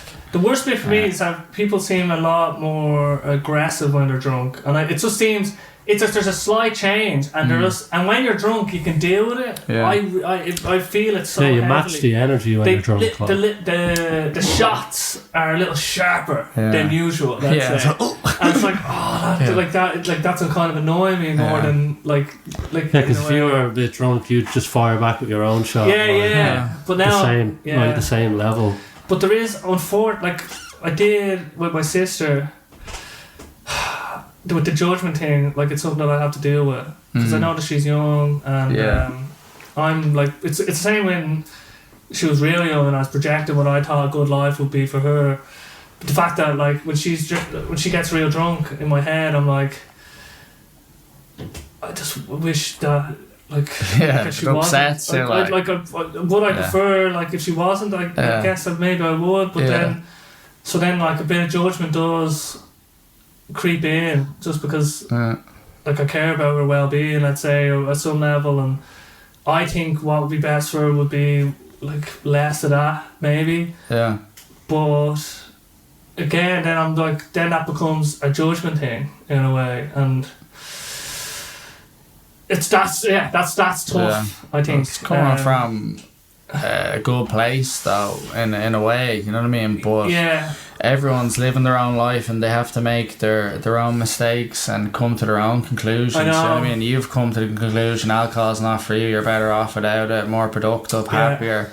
It's just a no-brainer at this point, you know what I mean? And then you can begin to see how it's negatively impacting people around you, so therefore it's natural to want to try and reach out and help the people around you and go, you're in a cloud of like you're drinking regularly, you can't see how it's affecting you badly, and you maybe you'd be better off taking a break. But it's hard to sell that to people, you know what I mean? It's so ingrained into our social everything, the culture, and then just all social kind of gatherings is like that's the flag that everyone stands around. It's just there you go, like, and I think it's getting like I think now more than ever there's more people not drinking, but still a minority. But it's more, you might see someone at a christening that's not drinking now, and you know what I mean. There is more people, like, I feel. But I've no stats on this now. That's just it feels like it. It feels like it. Well, and or maybe I don't know. That could be biased. Maybe just the people that I see are more used to, like, they just don't expect me to drink, so therefore it's not even a thing. Maybe I don't know, a bit of that too. But I'm seeing a lot of coffee shops open up and a lot of pubs closing. So that's like another signal of how the culture is shifting a little bit. And people are really pushing the non-alcoholic stuff. Like the ads for it are really ramping up. And that means there's an economic incentive there. 100%. And that means the market is basically a reflection of our wants and needs, let's say. Mainly our wants. But yeah, so I think, and then I just want to say, I'm not demonising, like, I think it has its place. Like, it makes, like, absolutely. I mean, how, like, all the crazy nights that I've had with drinking and, like, them stories, like, of old. Brings people together and all. It's just, it's the destructive aspects, I'd say. 100%. I think I think for a lot of people, they'd be better off if they just drank a lot less. I'm not saying stop drinking, but just drink a lot less. You'd be way better off. Like, that's basically and you could be you as a person could be better, and your life could be better. Not saying take it all out. You don't have to take it all out. That's the extreme end. Maybe what you and I are doing, but maybe we were on the other extreme end as well when we were drinking at times. Like, I used to binge drink when I did drink, but same. You have a good, your relationship with it seems pretty good, I think. Like last night, for example, at that dinner, I had 3 cans of Guinness, and I mean, there's a little bit of fuzz in my head, but it's not like I woke up the normal time, got a grand sleep, like able to go about my day. So it's just when you reach a certain amount, then you let it all go. Tomorrow's a write-off, and it's like, are you willing to accept the consequences? The consequences of, all right, I'm gonna have to sacrifice tomorrow, and I'm just gonna, like, throw caution to the wind tonight.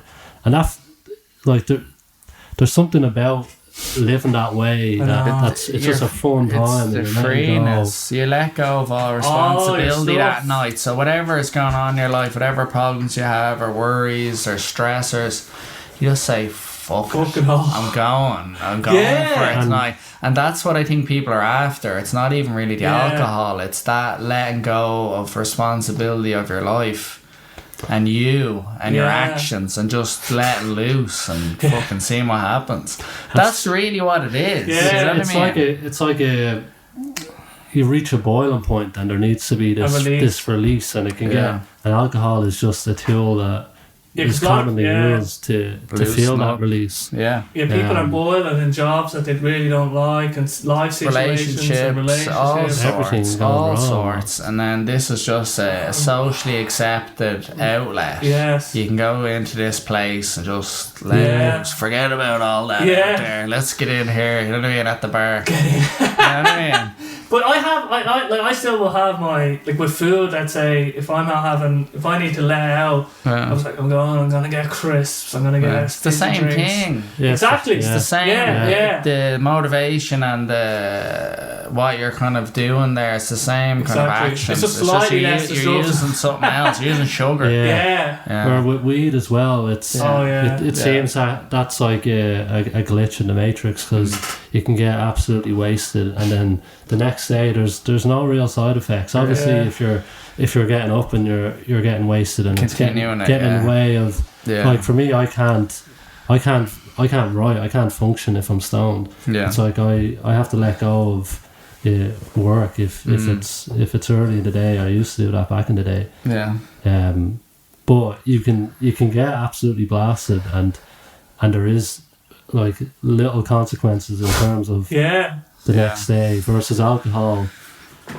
Like everything's gone. Like, you're in bits. You're in bits. So it's like it's one of the hardest things though is to go out and have 3 points, 4 points, and stop. See, I went through a phase of I could do that. Before I stopped, I was kind of at that point. I could only have a few points to leave, but my problem was that if I'd done that, I couldn't drive. So then it became, alright, I could drive here and then I can leave at any time. Generally the peak of the night is about 11 or half 11. You've peaked, and then you're just chasing whatever happened around that time. That's the best. That's generally but if you're out for a couple of hours, that's generally the best time, and then you're just chasing and you get sloppy and whatever after that point. But it was basically have 2 or 3 points and you can't drive, or drive, don't drink, and then I can leave and drive home, and there's no taxi or any other nonsense and bullshit that I don't like. Oh, it's so good. So then it's just like, I'll just drive, and then that's how that was one of the main things, I think, looking back, is like when I started driving and realising that was an option. And it's just like, this is great, and you can leave at any moment. There's just something freeing about that. There is. It's the a different type of freedom. Because when you're drinking, you're locked into trains and buses and taxis and waiting on people. And it's just the money you waste as well. Like, you save a lot of money not drinking, like a lot of money. Like, if you're going out once a week, like, and you're going into town or something, everything that on all top just adds up. All the other shit, you get takeaway, and if you're buying rounds and drugs as well. If you're doing fucking drugs with it, you get the urge. Alcohol is a drug, but more harder drugs, I'd say. It all adds up, and then you've spent a fucking fortune, and then you're in bits for a few days, and then you just wait till Friday again. You get back on that hamster wheel, merry-go-round. But I just think a lot of people, they could probably. Like, obviously, the Dry January is coming around the corner, folks, and and we're selling these t-shirts now. But I think people will try, and I remember I watched a video of Russell Brand, it was last year, I think I shared it, and he was talking about, obviously, he done the 12 steps. I read his book on addiction a few years ago, but he done the 12 steps, and he advocates that method if you do have a serious problem, like. But for most people, they're not that bad. It's just they can't go past the weekend without drinking. You know what I mean? Which is a problem, like. But he basically was saying, if you can't do Dry January, like, let's say you tried to do it and you failed, it's like, you need to have a look in the mirror there. There's a problem. If you can't do 30 days, like, there's a problem. In the most driest month. The driest month of the year. No one's going out, like. People are at home, and you can't do it, like. There's a problem there, you know what I mean? Someone's just listening to this in January. So, there's going to be a few people listening now in January. It's like, get that mirror out, the accountability mirror, and have a look at yourself. Have a hard look at yourself. It's, I always think it's a momentum killer. That's my thing. Like, it just slows me down. It just slows everything down. It's a life-changing event, I think. Like, literally, it might seem inconsequential or small, but, like, having them hangovers, like, you have one bad day, then 2 bad days, and then all that good momentum, all that waking up early, all that, not even waking up super early, but just waking up not fucked. But if you've goals and aspirations, they're gone. They are gone. If it's I think if I you're don't drinking know hard, anyone that's drinking hard every if you're drinking hard every that's weekend, like it's gonna be an achievement or a goal. unless you are like some kind of they're special Yes. savant maverick type person. Yeah, who are out there. An anomaly. Struggling there. Yeah. I just think you have to That's pick it. your battles, like, and like there'll be a time for me anyway where it's I'm gonna have a good time and I'm not gonna put constraints on it, and I'm willing to have. But a I think good that's time. okay. But it wouldn't be. I couldn't possibly do that. Yeah. Once a week or twice a week. Yeah. You wouldn't like been able to build up your Paddy Jobsman and all that. There's no way. Yeah. To the point that you haven't it, there's no way. Because there's been days like where I was hungover and you're just everything is you're just like you're just winging it. Just the long finger. I'm not the Everything's same going man. on the long finger, and you're just weak. It's hard to look at things. You're weak. It just makes you mentally weak. I feel. But even having that idea. So I was listening to a podcast. Chris Williamson had this guy on. He's a doctor. He has a YouTube channel. He's a productivity YouTuber, let's just say. But they were talking about just this idea of having things in the future. Like he was talking about video games. So he'll look at like a computer and he'll be like, oh yeah, I'll get the new graphics card or whatever. And he kind of plays out this thought of, oh yeah, sometime in the future he'll be playing the video games, even though he knows that he couldn't really do it. It just the idea of when it's all done, I'm gonna have that time with the video games. I'm happy with Grand Theft Auto 6. I'm like, and Red Dead Redemption 2. Jeez, I can't. So I think that's another, like, for me anyway, that was cut out also. Yeah, cut with out, the alcohol. That was gone as well. I think that's another problem. It's a massive problem. It's a massive problem. It's easier than alcohol. It's less destructive to your body. Like, let's say. Yeah, exactly. You can do it for longer. Yeah, 100%. I just think the escapism there. It's that same sort of thing. I'm leaving this. And I'm going in here, and then if you have the headset and you're playing with your friends and all, I know, it's unreal. It's class. You know what I mean? I played it for years. I put countless hours into it, but I've nothing to show for any of that. What do you mean? You're a prestige. I've nothing. I have nothing to show for that. Sean's killed the debt ratio. Like, do you not remember? Like 2, 3. What? It was an amazing kill the debt ratio. High, it was good. I have a gold cross there in COD 4. Something like that. What was it? Your man has it on the wall over there. It was always floating between 1.47 and 1.48. It was higher in World at War. World at War, I think you had a real high one. Yeah, it was over 2 on that one. Yeah, over 2. That's like legit play. Yeah, it's not. How can you know? No, it's not translating into your day to day. But yeah, I don't know. Just for me anyway, I felt the amount of time and effort I used to put into those games, and it's like, why don't I just put that into me and into if my video game, into my life. But you have to figure out the game of your life in a way, and once you do. But I think this. If you think of yourself as like a computer character, you're the main character in a computer game, then you're playing the best game there is. Yeah, Super HD. Yeah. And you can focus on level up. Try to level up. Yeah. There's no cheat codes around, but you know what I mean? You have to go the long road, but why not level up your own character? 100%. That when I start thinking like that, like, so I love those like free roaming games when you have the character and you have your stats and you get your armor and all that shit. And it's just like I am that. Yeah. You know what I mean? It's like just about like anything you can play the PlayStation or you can watch Netflix, but it's like trying to set but do you know what the problem is? On it. Do you know what the problem is with that? And because I tried that. The problem is to be like, if you want to be good at the PlayStation or Xbox, you need to put the time in. It's like sports or anything. Like, you need to be sharp. So I was dabbling, and then I was just this has-been washed up on Call of Duty, like just no reaction time. My hands are just like, it's like, these are my hands. You know what I mean? It feels like I didn't have any like dexterity motor function or dexterity. You're just in slow motion, and it's just like, I'm a has-been. Like, where? No, but and then it's just like, can I is this fun now? Yeah. Playing at this suboptimal level, and I'm just shit. But the kids as well today. But you know what I mean? So for they're me, putting in the time, yeah.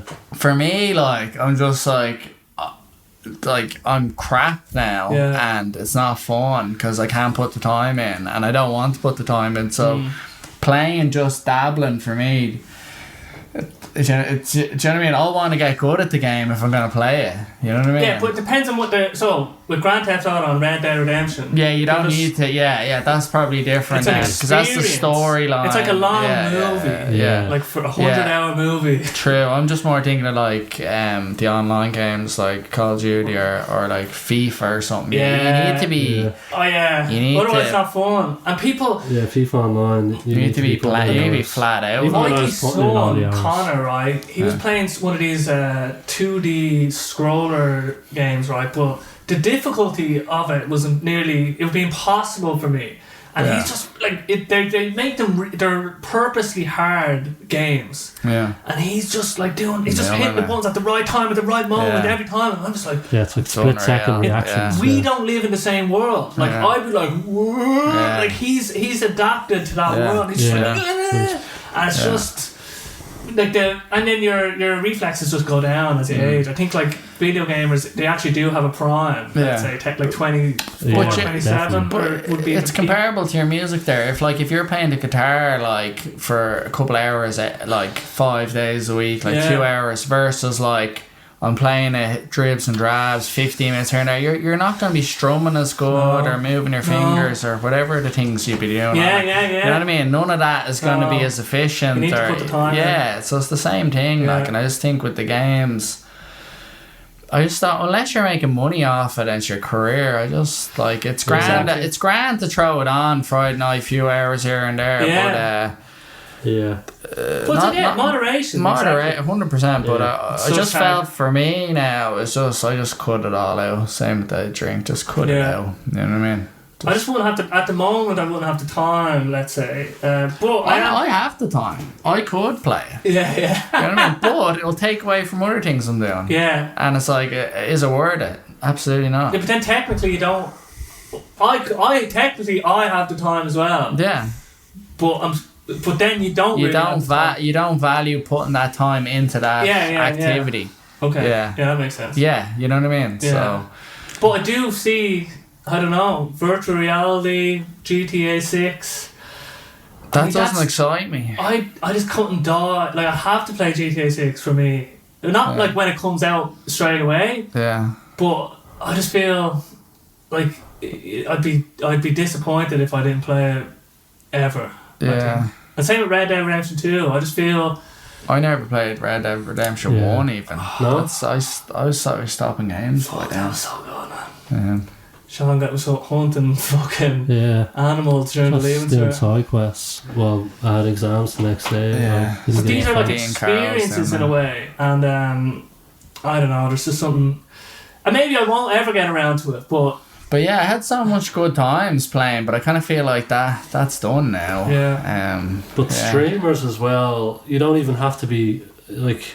It helps obviously to be good at the game, but people with large followings will just turn on Twitch. And play a game and interact with and play with the people that are watching who are watching and connecting with the stream and all. So that's part of my long-term vision. If I could build up enough audience in my music that would translate into just I'm playing video games, but I'm also interacting with people. Like it's helping my community. Blind Boy, he does that. He plays Red Dead and he just floats around and he creates songs with what's going on in Red Dead. So he's using Red Dead as a muse to create music, and then people that are on the stream as well are getting this live interaction of someone creating music on the fly.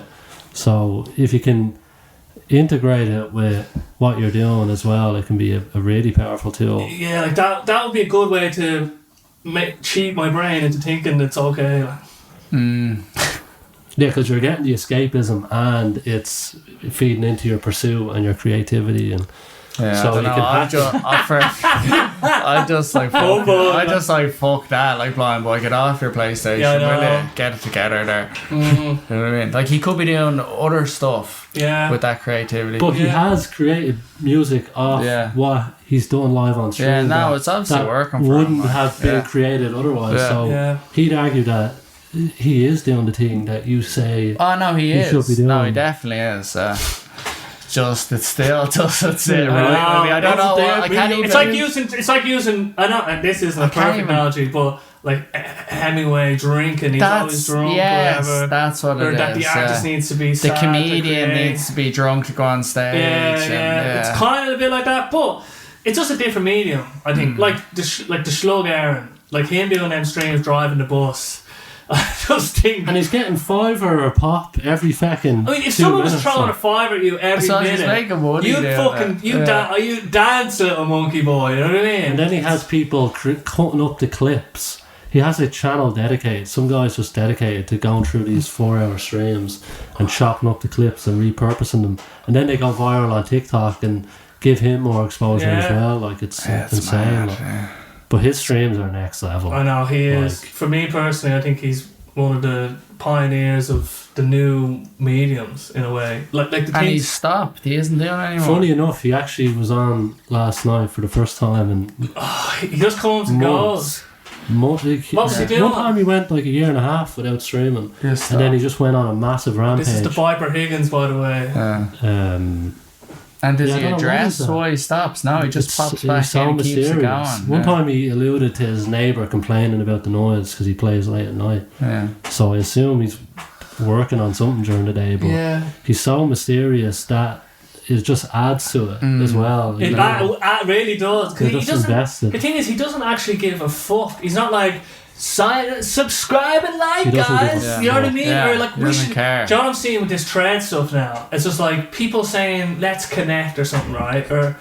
Or like, asking people what they think about things, and I'm like, do you really care? Like, do you really and maybe I'm just real cynical about it, but like, it just seems like, do you really want to connect? Do you really want to connect? Actually connect? Like, what does that mean? It's kind of like what do you think of the threads? It's mad. It's just like I only signed up to the other day. It's just like Twitter. I've never had Twitter, so I'm actually. It's just Twitter. Yeah. It's a complete like copy. So like it even feels like Twitter. I'm finding it. I'm just like I'm experimenting with it at the moment, but feels a bit more empty though. Yeah.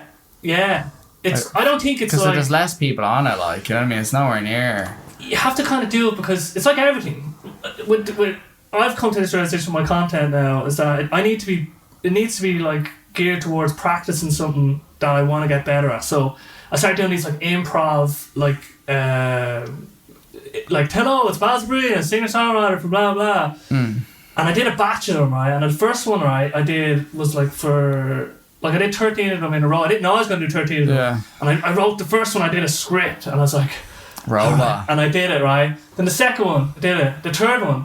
And then I started getting looser. And then I was like, now I got real loose. So now I'm like, oh my God, that'd be so cool. Like the next time I can do it's a mattress Mick ad or something for my music or something like that. And then I'm thinking, that'd be so good to get, like that's good practice for me. That's what I'd want to get good at anyway. Yeah. And then for the singing and music, and mixing the videos. When I'm doing them singing videos, I'm setting up the mics, and then I'm mixing it, so I'm trying to make it sound good. And that's actually something I want to get good at. So it's like micro songs, let's say, from a mixer's perspective. Yeah. And because I'm actually getting real into that. And so that's the content, and it's also scratching the other itches. And I think with threads, like I have like a few things that I've written them, but I haven't posted them, let's say. But they're on like cynicism or like left and right thinking, let's say, or just ideas that I'm wrestling with, and like they're like micro blogs, let's say. Yeah. And I think I like that for me, in a way to experiment with, like, because I was like, because a blog or like it's actually such an easy bit of content to do, like just writing text versus making videos or making this or making that. You're still doing because you're trying to create it and make it like succinct or trying to do it in a cool way. So it's like a micro written expression, but you put a lot of effort into it. in a way. Like, not like you don't spend hours on it, but you don't just put anything out. So you're practicing writing, like micro writing, I think. And maybe that's the way my brain is like deluding myself into thinking that it's positive. But if it's creating good habits that are feeding into the overall enterprise, and yeah, I think so. I mean, it's not a bad thing. But I just feel. I was talking to this Kate Deneen, and she's really figured out her social media stuff. But when I look at her stuff, I'm like, like the way that she like talks to like her, like she'll in her content she'll kind of ask questions and then she'll reply nice comments to people, and I was like, I don't know if I could do that. But then her perspective on it was actually really interesting. Was she actually just wants to kind of create like an actual community in a way. Like it's like, what if like we like is in making these friends, making these connections with people, and having that as a little kind of community that she's kind of creating.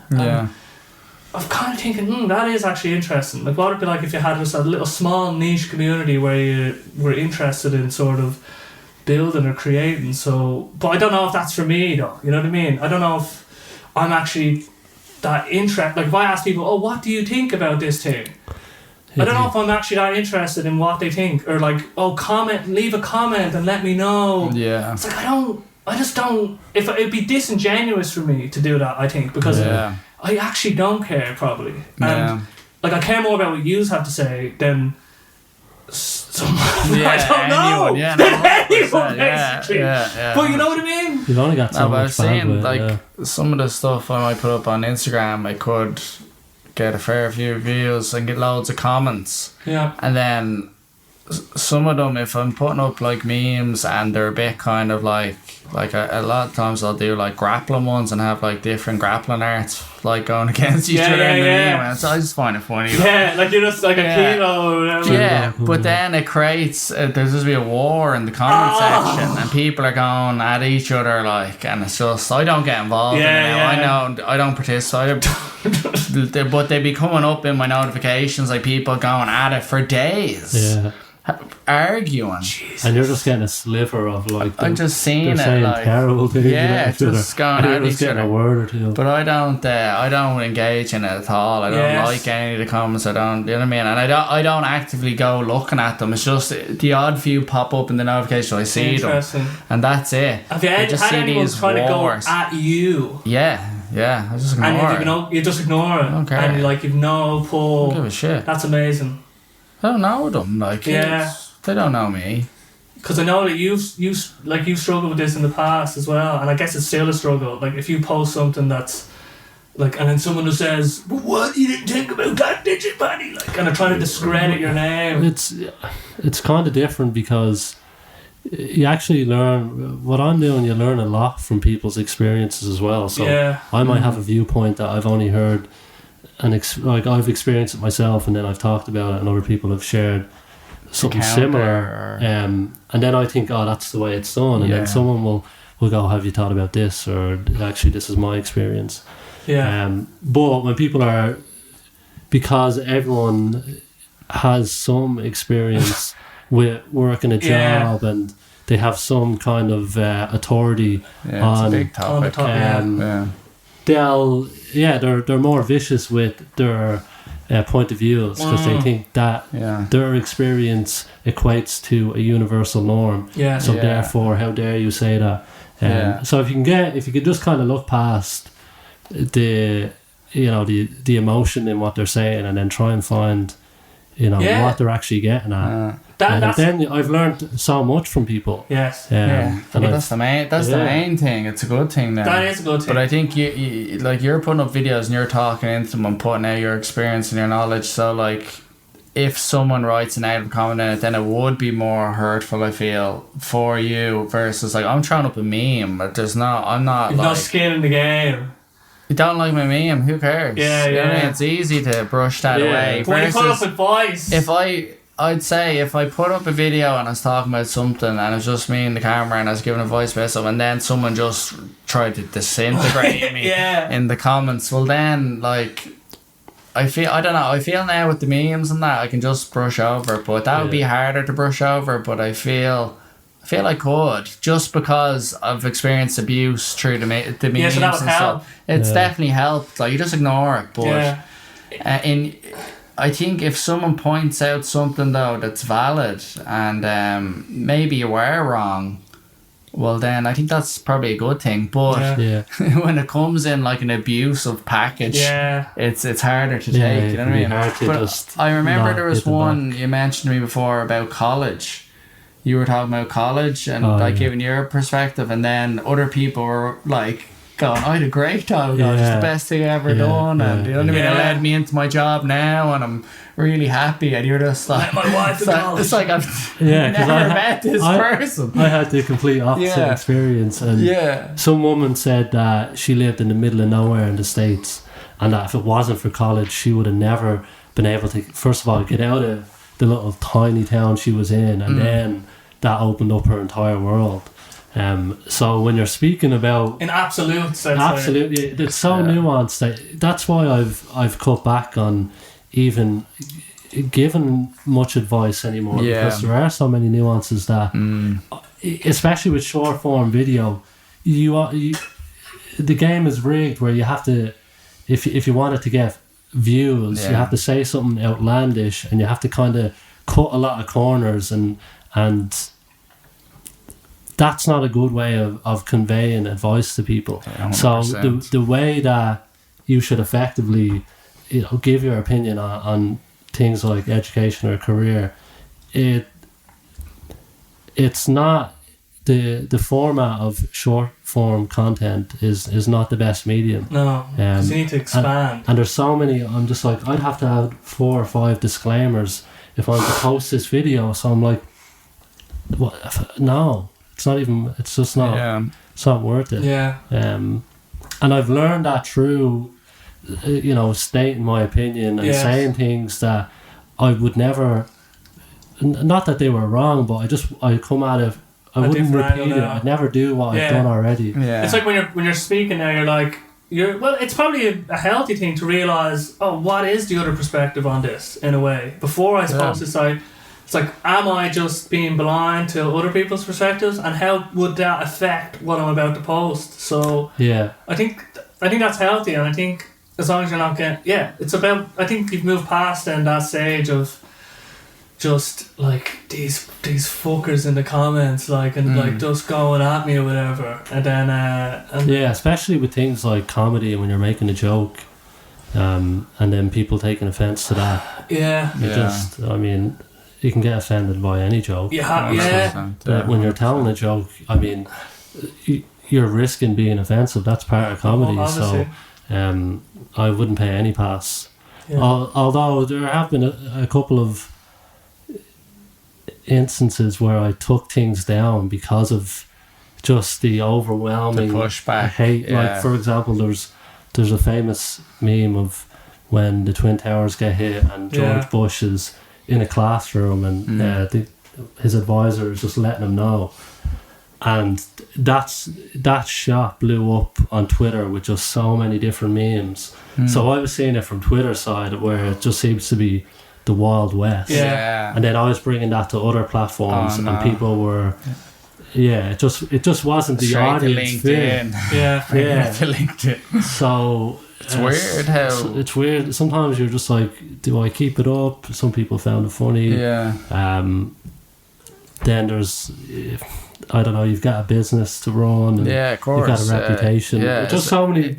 You're gonna die on that hill. That that 9/11 hill. And it's just, and I've no one to run it by either. It's just, I'm just like reacting in real time. So sometimes it's just better off to just, and then you do feel a sense of relief where it's like, I don't have to continue to see comments on that, or even just think about it. It's done. It doesn't exist anymore. It's weird how I think the different social media platforms, they have like a different feel to them, and everyone's different. It's just a different system. It's totally different. Like even, I was on Twitter a little bit again there for a while, but I deleted it again. But I wasn't following anyone or no followers either, so it was just this like feed of randomness, and there's some mad stuff on there, like mental stuff, like that you don't expect to be seeing at all, and you're like, what the hell, like.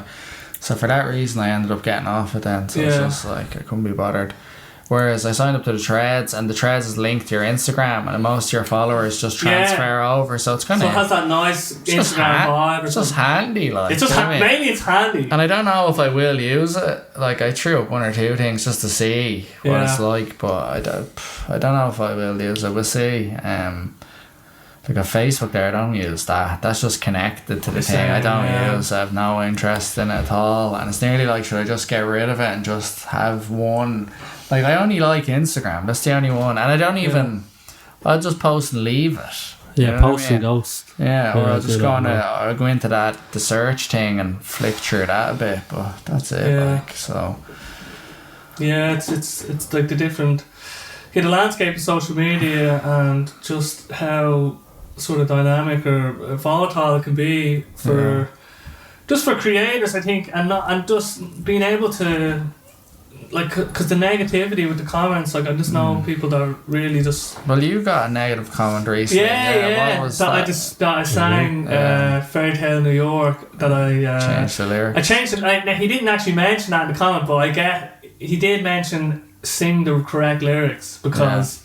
I sang you smelly old jacket instead of what they usually say. But the reason I changed the word is because I don't want... There's your chance to redeem yourself. I am going to redeem myself with my explanation. Sing the verse. What did they sing?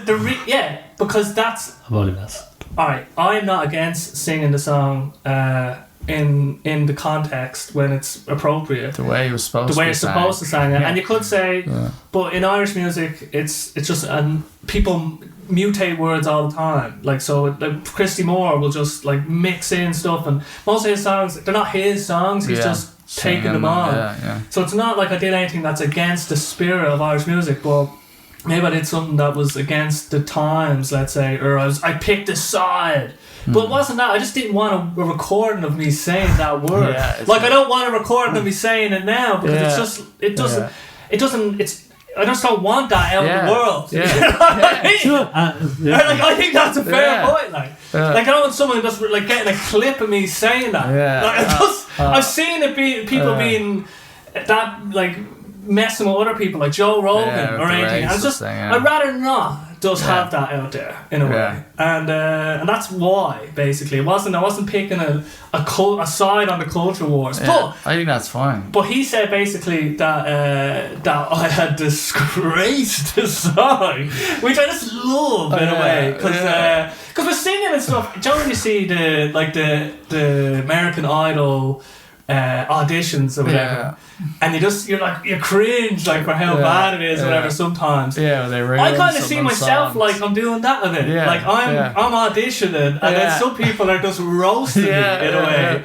And because I mean, you're not going to be everyone's cup of tea. As long as you're kind of like, okay, I'm actually I know where I go. Like, I'm my worst critic, basically. You know what I mean? I'll be like, the way I did that. No, like I'll do loads of takes of videos because I'm like, that one wasn't right. You know what I mean? Because of one little thing. So I have an awareness, hopefully, of myself. And if you look back at my first video on Instagram and you see me singing Rebel, it's like, it's real fast. It's way high pitch. It's just like, so if I compare myself against that, I'm like, Jesus, I've improved loads. So there's nothing anyone can say to me like about what I'm doing that will, because I mean, I've been on the streets in a worse version, face to face criticism. The worst busker in 40 years. I was trying to dig out that video, I can't find it. It's somewhere, but basically, is it not on Instagram now? I think I removed it because I felt the argument what you said to him and stuff. So I actually learned a lot from that because I was very self-righteous by posting that video and saying like, look at him, like fucking whatever, blah blah blah. And then some people were like, well, you know, they kind of made me see it like, you know, I was actually because I didn't react well to him. I started going, what have you done with your life? You know what I mean? In fairness, like I know we've talked about this before. Like you can't just let people wash over you and push you over, basically. So it's not like I wouldn't do the same again. I probably would, because I felt like he did push. He stepped over a line. He looked at my money and laughed, and that trick. I was like, "You, like, fuck you," you know what I mean? like fuck you. And so it's just filled with venom. Yeah, I'm not Mahatma Gandhi. I'm not fucking some Buddha. So, but the point is that I used that content in a way that was very self-righteous. Like I put I put the whole fucking man in the arena speech beside him. I was trying to make him look bad. Yeah. And that's because he made you feel bad. Yeah. And I took that. I was delighted with that bit of content, and I was like, this will prove a little point. Yeah. And I'll show him. Yeah. You know what I mean? So I did. After a few days and then a few comments, I was like, you know what? This isn't good either. So I'm just getting brought down to that level. Exactly. But dealing with that in a way where it's like people are gonna hate what you do. Everyone's gonna hate someone. If you had 7 billion people are gonna think what you're doing is stupid. Like, why are you wearing this fucking wig, that hat? You're like, everything you do is shit and stupid. Someone has that Mr. Beast. Yeah. He solved blindness with, I think it was like 100 people or something. Wasn't it? Yeah, so I don't know why. Anyway, there was a few instances. Oh no, he built wells in Africa, and it was just like, you're saying that people in Africa aren't capable of solving their own. Like, they created this weird white angle. But he changed their lives. But that's the point. The world's better. No matter what you do, positive impact. People always find a way of undercutting. But to someone who's saving children, as in he's giving them water. They were drinking shitty water. Yeah. Schools, and people were like, so the point is that they think he shouldn't have done that. So he thinks they should still be drinking shitty water or whatever. How stupid is that? There's no logic there, but they just ignore that. I know. I mean, it's just like, the reality is that the wells were built and those people are better off. And they're better off now. That's all that matters. Yeah. But we always just gravitate to the minority voice, especially when you're creating something. Yeah, but you didn't think about that. You might get 50 comments that are saying, your music's great, and then there'll be that one guy that just cuts you to your core. If you're going to be putting yourself out into the public domain, you have to be just like, scrutiny is going to come your way. So it's like, you can't have it both ways, and you have to you get praise and you get criticism, and it's I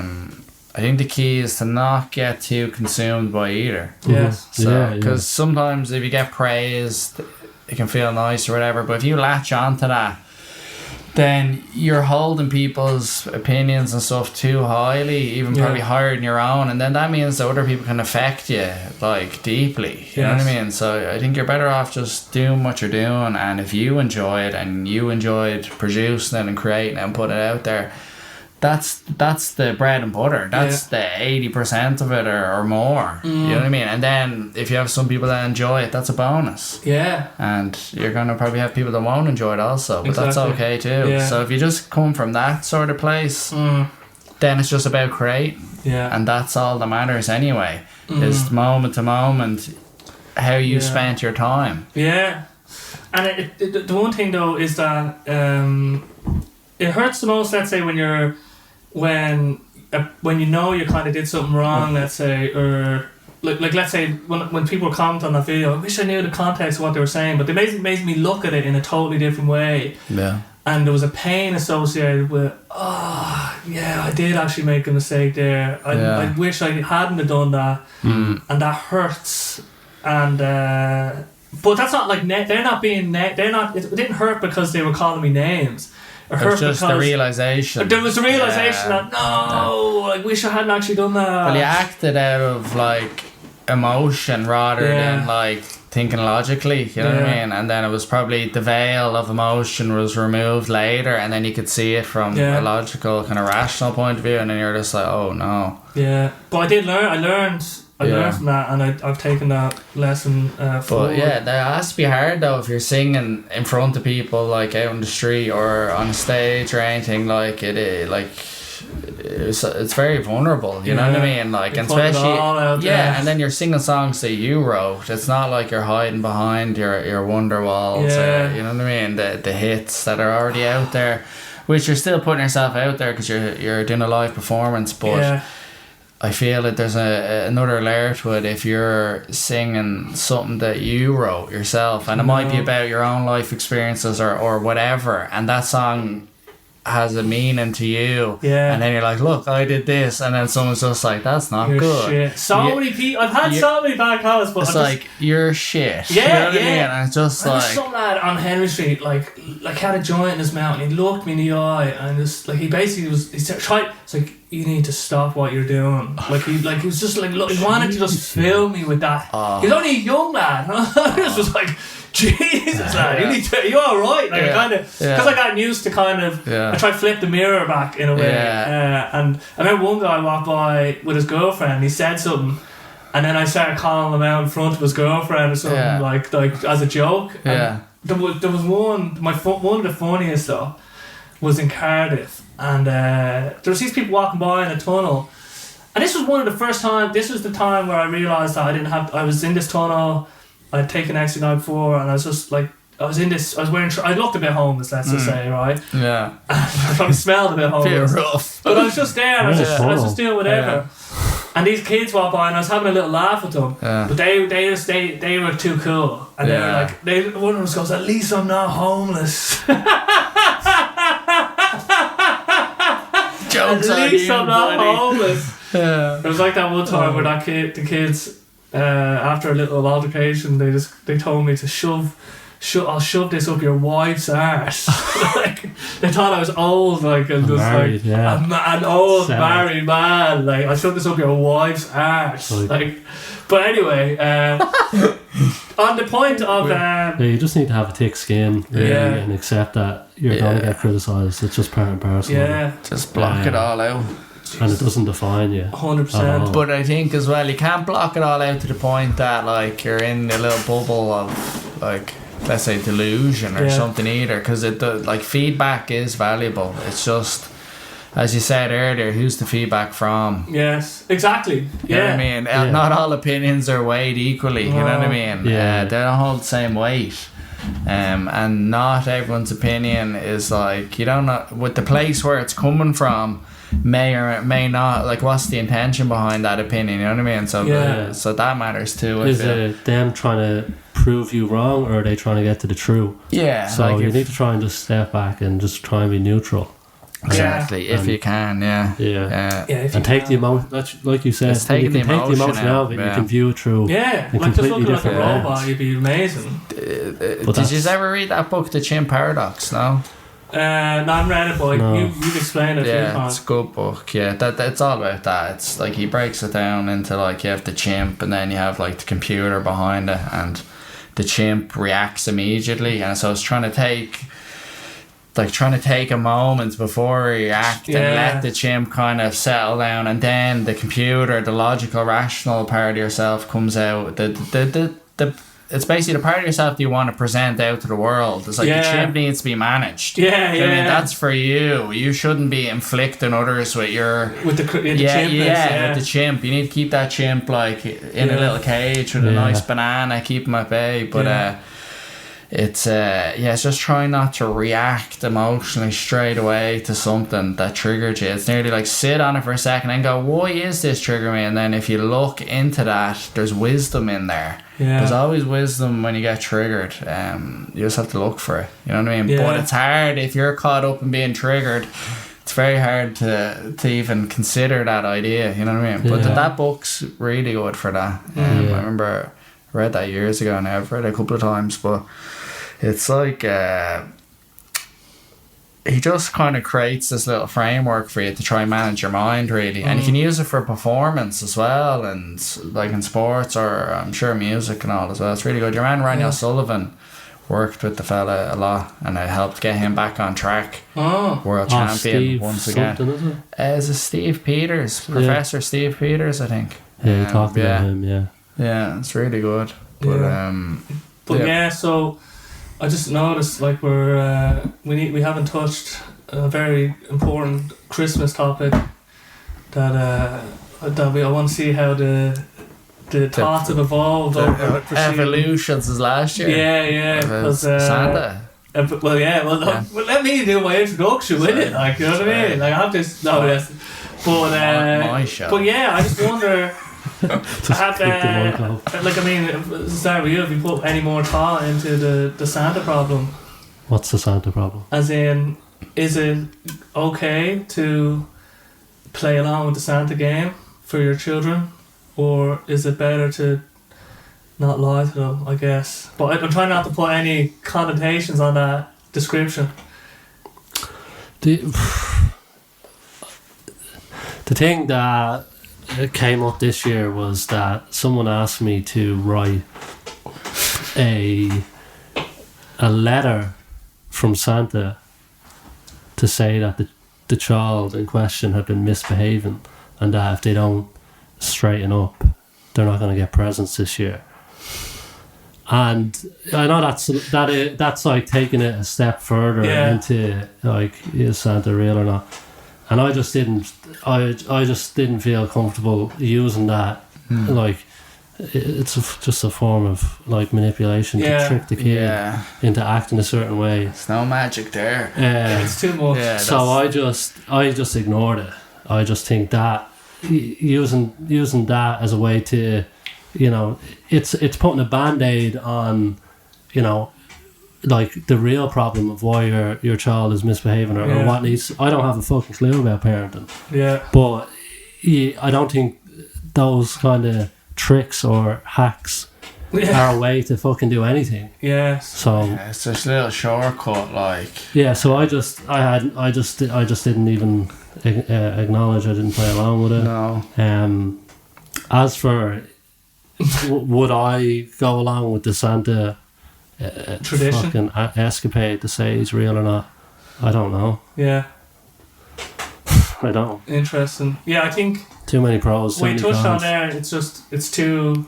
But this is. I'm not saying that like Santa's a gateway drug or anything, but like this kind of, it just made me realise that it does open up the door to other sort of. Well, it's where you draw the line. That's what I was just thinking. I was listening in there. Where do you? So when I hear that, I'm like, yeah, that's not okay. So I was like, okay. I was just thinking in my head then, all right, so there's a line here. Yeah. Where's my line? Yeah. Because that's what I was thinking. Because I go, that's too. I don't agree with that.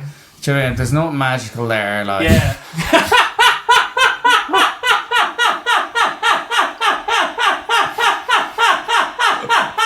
Magical. No, you're right. There's that. No. Do you know what I mean? So it's kind of. I recently just found out about a new thing, the elves on a shelf. I had no idea about that. I only heard 2 weeks ago, I think. So that's another layer into the game. What's the gist of this elf on a shelf business? So I think there's elves. You have a couple of elves in your house, and you couple of elves, little teddy elves, and you place them somewhere, and they're like messengers for Santa, so the kids can like tell them what they want for Christmas, and then they'll relay it to Santa. Yeah. And I think then at night the idea is that they actually get up to mischief and they go around the house. So the parents will move the elves to different locations in the house. So the kids get up the next morning and they're like, the elf was there and now he's gone. And they're like, where is he? And they go off looking for him. Yeah. And then you find him, he's in the fridge, or you know what I mean? They're like, no way, he's there now. And then so I think that's the game. Yeah. You know what I mean? And taps into the magic a bit. Yeah. So what do you think? What's your opinion on that? Is it good practice?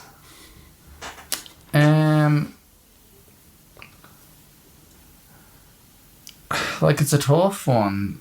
So, but the point is that the elf is watching you, so you can't be in trouble. I think from like true. That's true as well. Yeah, I think from, I don't know, like just from a fun aspect and your childhood and let's say the emotional thoughts of it, like, and how I felt when I was younger, like I don't think that's a bad thing. But then if I'm thinking from a logical point of view, like if you just reduce it down to I'm lying and manipulating my child, that doesn't seem right. You know what I mean? But what's the trade-off? You know what I mean? Which is there a net positive to doing the whole Christmas Santa thing overall? Yeah. Or is it a net negative? You know what I mean? Are you doing not more damage? So I think the answer then to that is, how well do you do it? Yeah. And I think that's what matters the most. It's how you do it. How you do it matters. It's how you frame it within your house. But if you look at these two sort of escalations that you brought up, so one is so that's not like that should be that's on the other end. But with the elf, like the parents aren't getting any presents either that Christmas. For me, for some reason, moving the elf around the house and having the kid believe that the elf is moving around on its own, watching them, is at least just as bad as what Sean was asked to do, in my opinion. Because it goes on for a month. It's not just one event. But they're not being like told they're not getting presents off Santa or anything. You know what I mean? I don't think the elf bluntly. They're just saying the elf's moving. A lot of them. No, but I think it's because it's watching them, and if they're not good, they're not going to get presents. I think that's part of it. Well, because the elf is in the house, so you're bringing this external entity into the house to look and watch your children's behaviour. That's the I think it's more. Well, I don't know. But it's magical. Like more about There's magic in it. Whereas that letter, it's magical. I would have used one of them ink pens. Like my dad, he wrote a letter. He wrote a letter for Sean, but he used different colours for each letter. Up kid. Yeah, but I just think, imagine what if you did that for a whole year? Would that be okay? Yeah, I don't know. It's a tough one. Like fair enough, right? Let's just Santa coming down the chimney on one night, but it's just there's only 12 months in a year, and for one of them whole months, you're inviting this little elf to watch your children, and you're moving it around. Yeah, I'm not really into the elf, to be honest, because I think that's new, and I never had that, and I'm just not really I just think that's a money grab. Let's sell these things, and let's. No, it is. Yeah. It is. Let's make Santa isn't enough. We need to monopolise his elves now. You need your elf, or your kids won't be loved. Next there'll be reindeers on the roof, or there'll be something else. But so I don't like that element of it. So I could forgo them. Yeah. It's more getting rid of Santa is tough. It's. But I think alright. So let's. It's just I feel like it's a net positive. It's like cutting Santa down. It's like, is that what we should be focusing on for the kid in the childhood? You know what I mean? Is that the main thing we're concerned about here? Well, no. No, you know what I mean? I'm gonna be fucking running protests. But that's what I mean. Overall, is that get Santa out? What's wrong with the little bit of magic there? I'm not. Well, I know. I don't want to. Now I like these. I like these other variants of it to focus on now. Right? Let's forget about the Santa. Because life's fucking hard. I know life's hard. And you can just have a bit of magic. There is something good about the bit of magic, even though.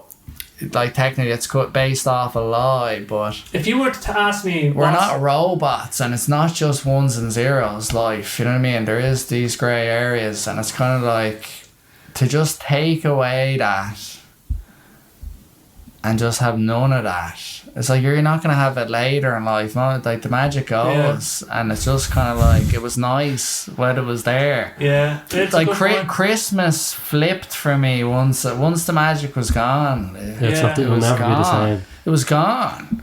So no, but in a way you can, as the parent. I don't have any kids, by the way. Disclaimer. Yeah, but as the parent, none of us do. As we did. 1 year later. It seems if you got really into Christmas and Santa with your kids, you could get back into that kind of childlike thing and get in on it and be recreate what you had when you were a kid. And that's how you're bonding with your kid through that.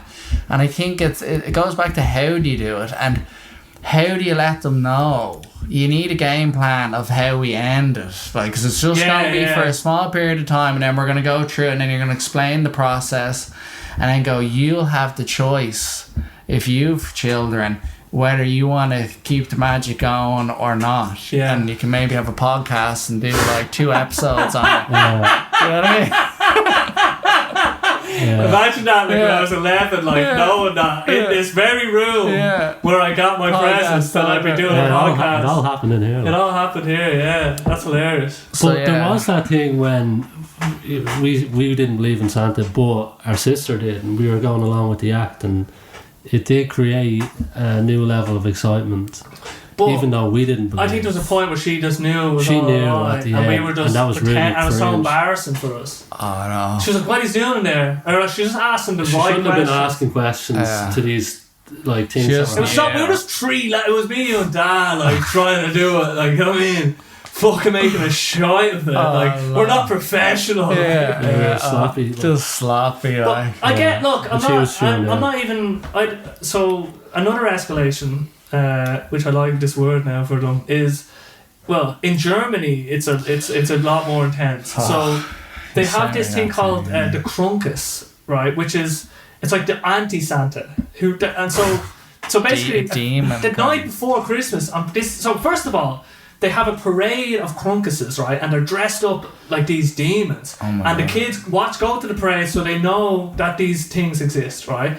Then, after the parades start, nationwide parades of these demons, parents pay these Krunkus, a Santa and a Krunkus. It's not called Santa, it's called something else, but they come around to the house and they say, is little Billy there, right? And they just say, okay, Billy, it's time to find out if you're going to get presents or the Krunkus is going to take you away. Oh my God. Right? It's going to take you away. Where? To the underworld. Right? To the gulag. And then they read out, basically, and the kid's like, oh shit, and the parents are like, oh fuck, here we go. And then obviously, I don't think I don't know what happens, but people are paid to go around to these houses and enact this tradition, let's say. And then they obviously always say, they've been good this year, hopefully, and don't do the whole thing. Please God. That's traumatic. But but in Germany, a lot of the fairy tales come from Germany. There's all these, these nice stories. Christina, my girlfriend, was telling me, there's all these. There's a story where there's this kid who doesn't eat their greens, and so their liver gets cirrhosis and it dies, and that's the story. The story is so eat your vegetables, but there are all these horrific tales, scary, and that's kind of embedded into the going on culture. in that country? It's insane. I went to this thing, the past they've had, and the shit that goes on. It's nuts. Exactly, but they love, I guess, a good story. I mean, the Hitler story, all these great stories. No, not great stories. Just stories. The Hitler story was not a great story. Cut that. I want that on the record. Yeah. But anyway, so the point is that for me now. What do you think about that? Yeah, that's too intense. The Krunkus. It's a name. The parade. You might have. You can look at it. But that might shape, your mentality for the rest of your life. The fear that Krunkus gives you might create, because you are that impressionable growing up between, your personality forms, I think it's between 3 and 5 years old. So if you think there's a demon coming to get you at night and you're just constantly replaying it for a month, for 2 or 3 years in a row, I can't see that being good. No. Fucking hell. That's the elf stuff taken to the next. This is next level. I had no idea what was going on. This is way next level. And apparently Santa, they have a female sort of present giver that's not Santa in a way. So Santa's more the person who goes around the Krunkus to determine whether or not the kid is going to. Yes. And then they have a present role. And so the different cultures. But that's kind of that to me is I'd love to hear a German's person's perspective. Yeah. Or multiple Germans. Yeah, exactly. That have experienced that. They went to the stuff when they were kids and stuff. Had people calling the door. I'm sure people have had. I mean, there's probably pros and cons. Obviously, this is new to me now, so it's probably got more taken aback. By hearing that. You know what I mean? It's hard to even process it. But you know what I mean? It just sounds like It's demented. Yeah, it's like, is that necessary? It sounds like their Christmas is a different thing. Yeah, it is. So that's not what we're talking about. Yeah. Although there's a red figure and there's presents and all, that's a different. That's a different realm. The thread that connects everything together is just. I don't want to say it in a derogatory way, but it's like they're like illusions, like magical illusions. Let's say. They're symbols, like the mythological symbols of some sort, like. Yeah, but I think we hit on a be good and get rewards. So.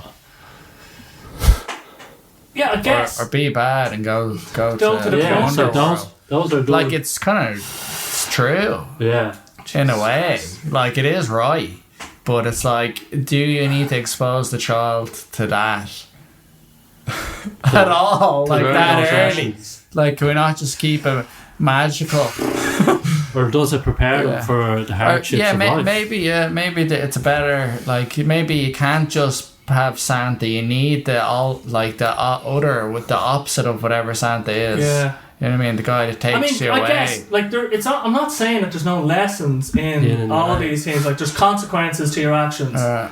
But is this the best? Maybe there has to be other ways, I guess. I'm not saying that. Maybe this is the best way, but it just seems like there's a lot of baggage. It just comes down to, like, traditions.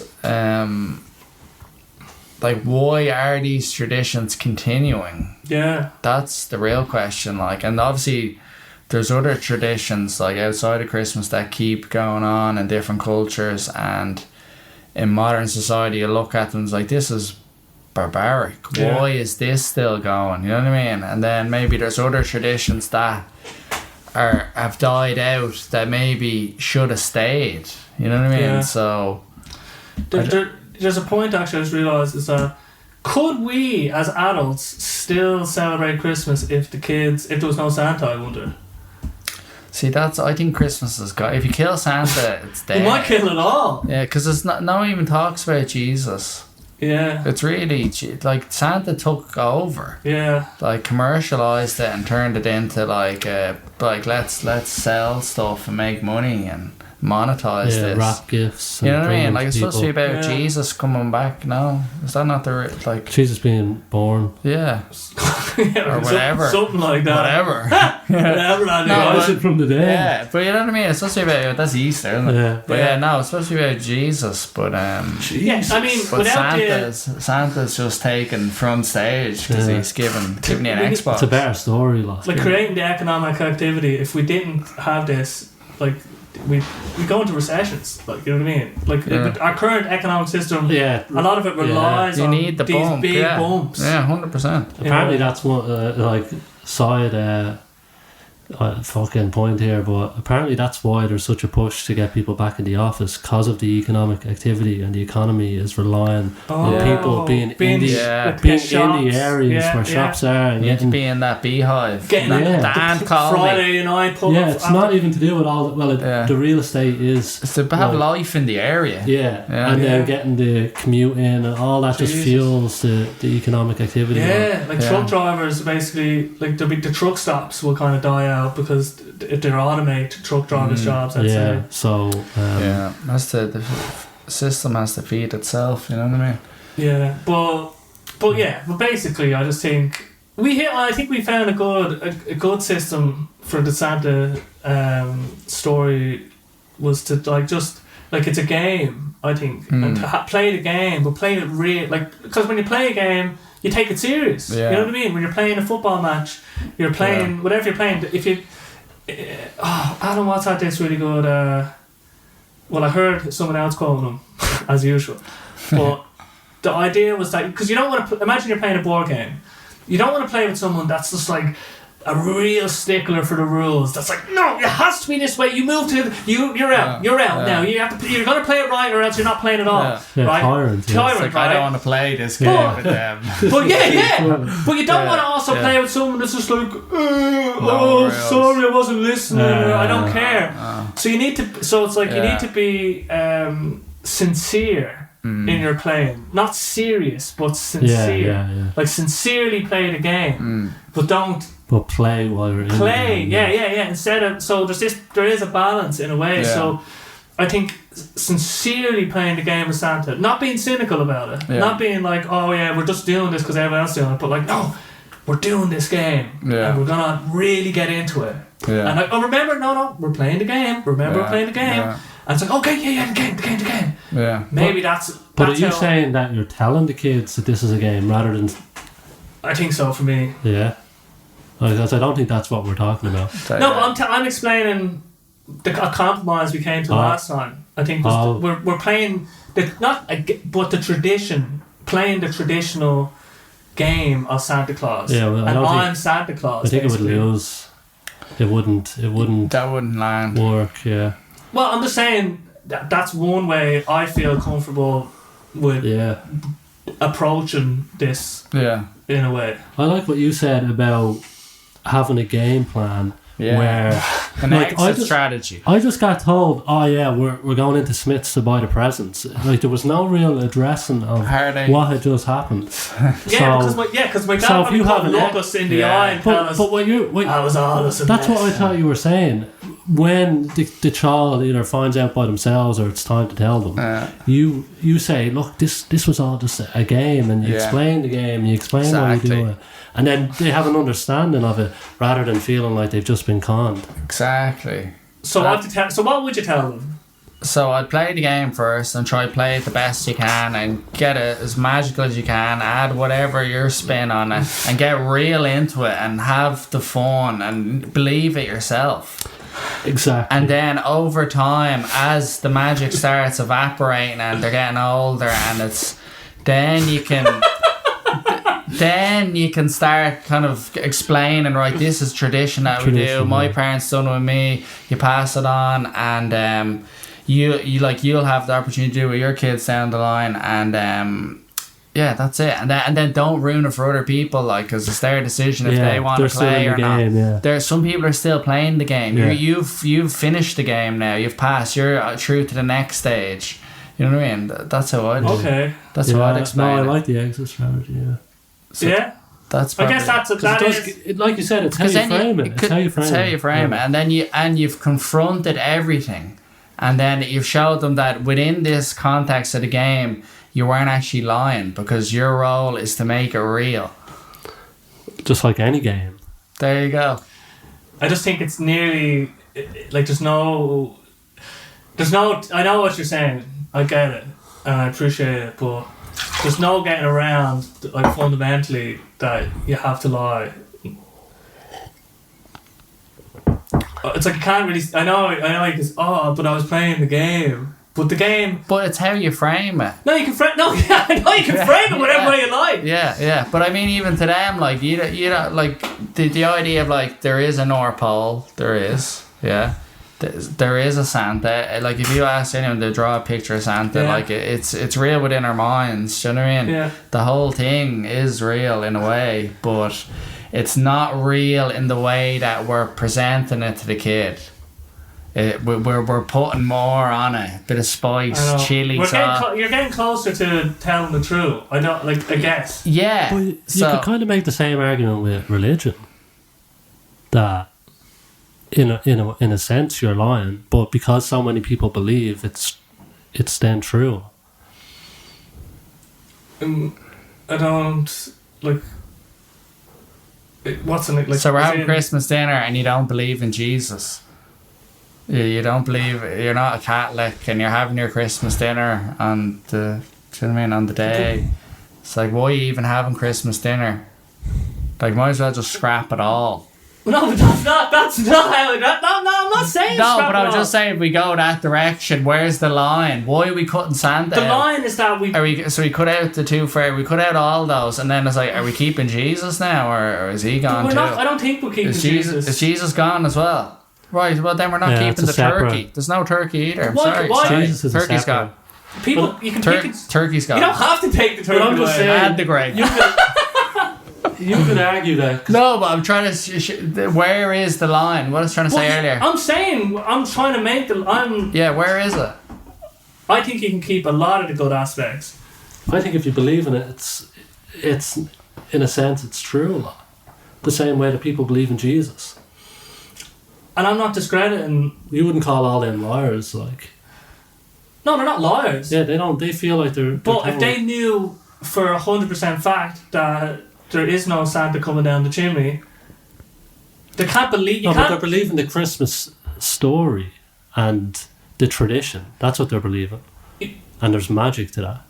They're believing in magic. There's a disconnect. You can't believe. It's about the magic. I'm trying to sell Christmas here. Yeah. Oh, there's a really good quote on this, but you can't believe. Like if I tell you, this is worth €1 billion. Even if you believe it, you don't really believe it. You can't actually change your beliefs about this. It's $3.75. Yeah, Butcher you can't boy. believe. You can't. Get that in the butcher boy. Your brain Scaries. won't let you. Like we can all say it's worth $3 billion, but you don't really believe it because you know the reality. If enough people believed it would be though. That's how you value things. Yeah, but then it actually would be. Yeah, it would be then. But then that's not a belief. That's actually a reality. It's based off the belief. Based on the belief. Because it goes back to quality and value are intangible forces. So if people value something, you know what I mean, or think it's a high quality, well then the worth goes up. Yeah.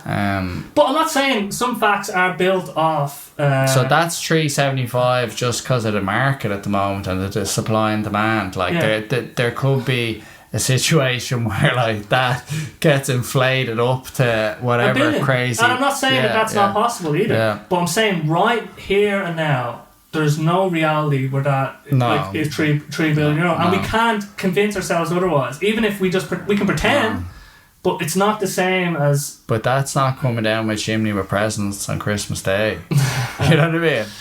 There's some fundamentals that I don't think we're going to be able to get around, but. I do want to try and I don't want to throw the baby out with the bathwater. But my thing is, why keep the Jesus aspect of it going? Well, you can say why keep anything. You can just keep doing that. Like no, I know, but that's why I'm asking you though.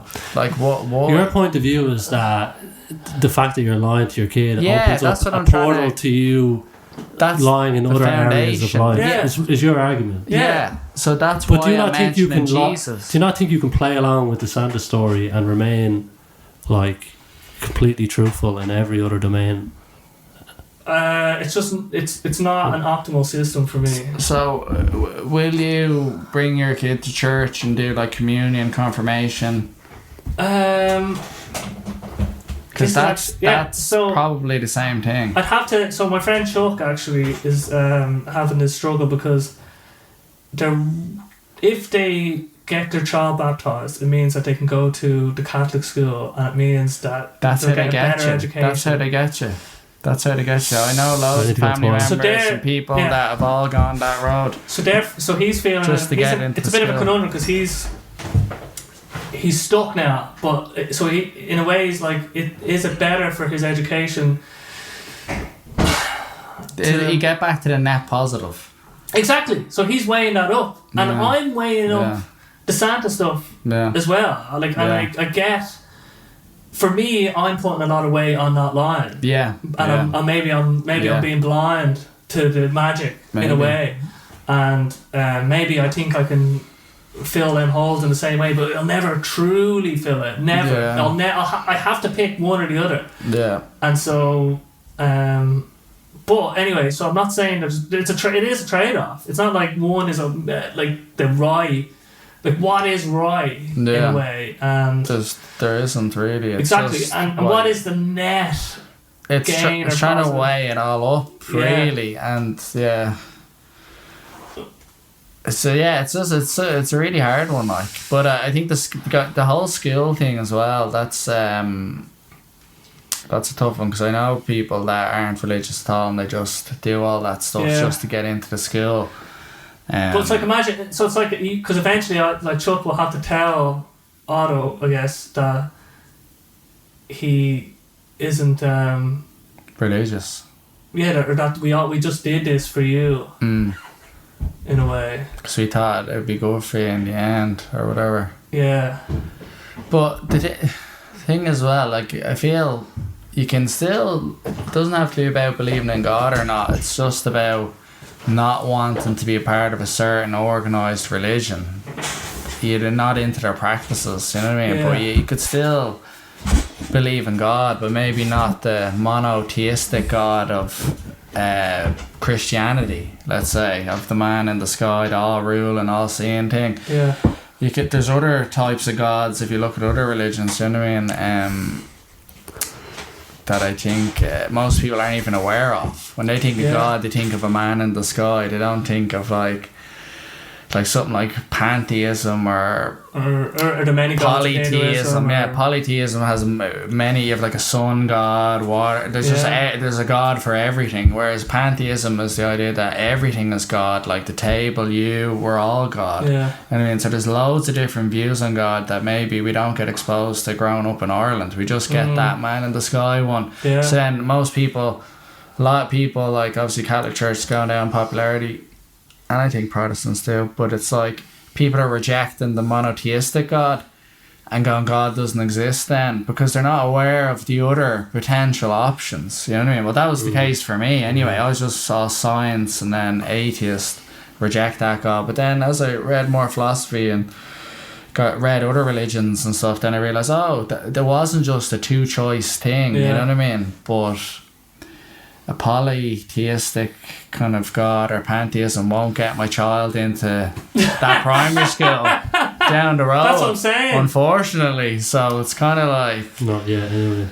Yeah, so that's why you're thinking about homeschooling and stuff like that as well. But the effort that would take... I know. There's a lot of effort. Yeah, there's pros and cons no matter what way you A lot of effort. It is trade-offs. And you have to pick your poison. Sorry. I guess. But... whenever we are hopefully faced with that, like what so the situation for a lot of people now is the two parents have to work because the price of mortgages and the price of living. So if two parents working full time now and the kid is off in creche or play school or whatever for most of the day, they're spending most of their time with other people, other adults that are influencing their child, educating them, and then you have a bit of time in the evening, and then it's kind of like, is that more important to focus on than Santa? You know what I mean? Like that's actually that's not as important. No, but you know what I mean? Like that seems more important. It's like, Jesus, it's not on team. How much contact time? It's not on team. Yeah, like, no. It's like it's like how much contact time do you have with your kids? Right. And it's kind of around your children. Yeah. So it's kind of, and people are working just to pay the childcare. Basically, literally. I know loads of people. They're just breaking even. Then I'm kind of like, why don't one of these not work? Yeah. I don't get it. You know what I mean? I don't get it. It seemed. I think.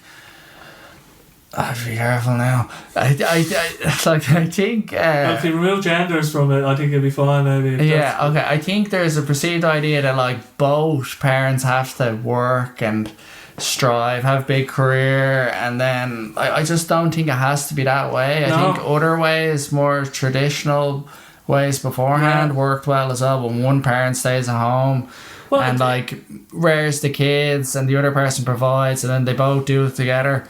In that way, that seems more optimal to me than like having a stranger spending all that time with your kid and influencing them. And I think over time then there's a disconnect with your child. They have different views on the world, different values, different whatever, and you just could end up being very disconnected from your kids. And you don't get that time back. So it's like all that valuable time of your kid growing up, you spent it in an office for some corporation that doesn't give a fuck about you. And it's just like, is that what you're here for? Like, why did you have kids? And that's another good argument. And I'm not criticising anyone, by the way. This is just an observation. This is part of the system that we're in. Because I'd like to have kids in the next few years, and these are the type of things that I'm thinking about. You're struggling with I would like to get to the point that I could earn enough money that my partner didn't have to work, but can if they want, but doesn't have to, or could work part-time. And then do it that sort of way. Do you know what I mean? And I was even looking at homeschooling and stuff, but it's probably not really. Homeschooling, the homeschooling thing is actually very interesting, because first I thought, oh, you're missing out on so, because I had a good time at school. My girlfriend didn't actually have a great time at school, and way different than what we had, like what I had. Like, you know what I mean? So it depends on your experience at school, and not everyone's going to have a good experience. Anyway. And we all know people that didn't have a good experience in a way. And that has to be taken into consideration. But also with homeschooling, you actually get to spend time with your children. Exactly. That's another big reason for it as well. But I think just it's okay to say it, like, that what's the most optimum in a way, and if that means someone, it makes sense because this person can earn more money, and this person can actually put the time into doing all the massive work that it takes to raise a child and run a house. So important. It's like that's a job, and it's such a fulfilling job. It's one of the most important there is, and and I feel the last, I don't know how long, but that's getting viewed negatively. In many ways now, when it should be cherished. Like, do you know what I mean? I think raising kids is amazing, and it's probably the most important job there is.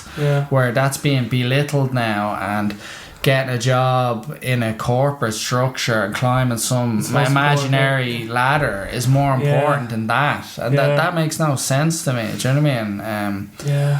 It's crazy, but I do think the way school's set up at the moment's not optimal. I don't know what the solution is, but I feel a simple thing could be whatever the child gravitates towards should be encouraged from the get-go, and it should be more about exploring what you're into and learning how to think and question things, and do you know what I mean, and developing real life skills that will actually help you, instead of just memorizing stuff off a piece of paper and then regurgitating it in a test and then using that to go and study more. It's kind of you're not creating thinkers at all, you're just creating obedience, which is probably what it's designed for in many ways. I think they're trying to create employees, they're trying to create workers to go out there and work in an office, work in the warehouse.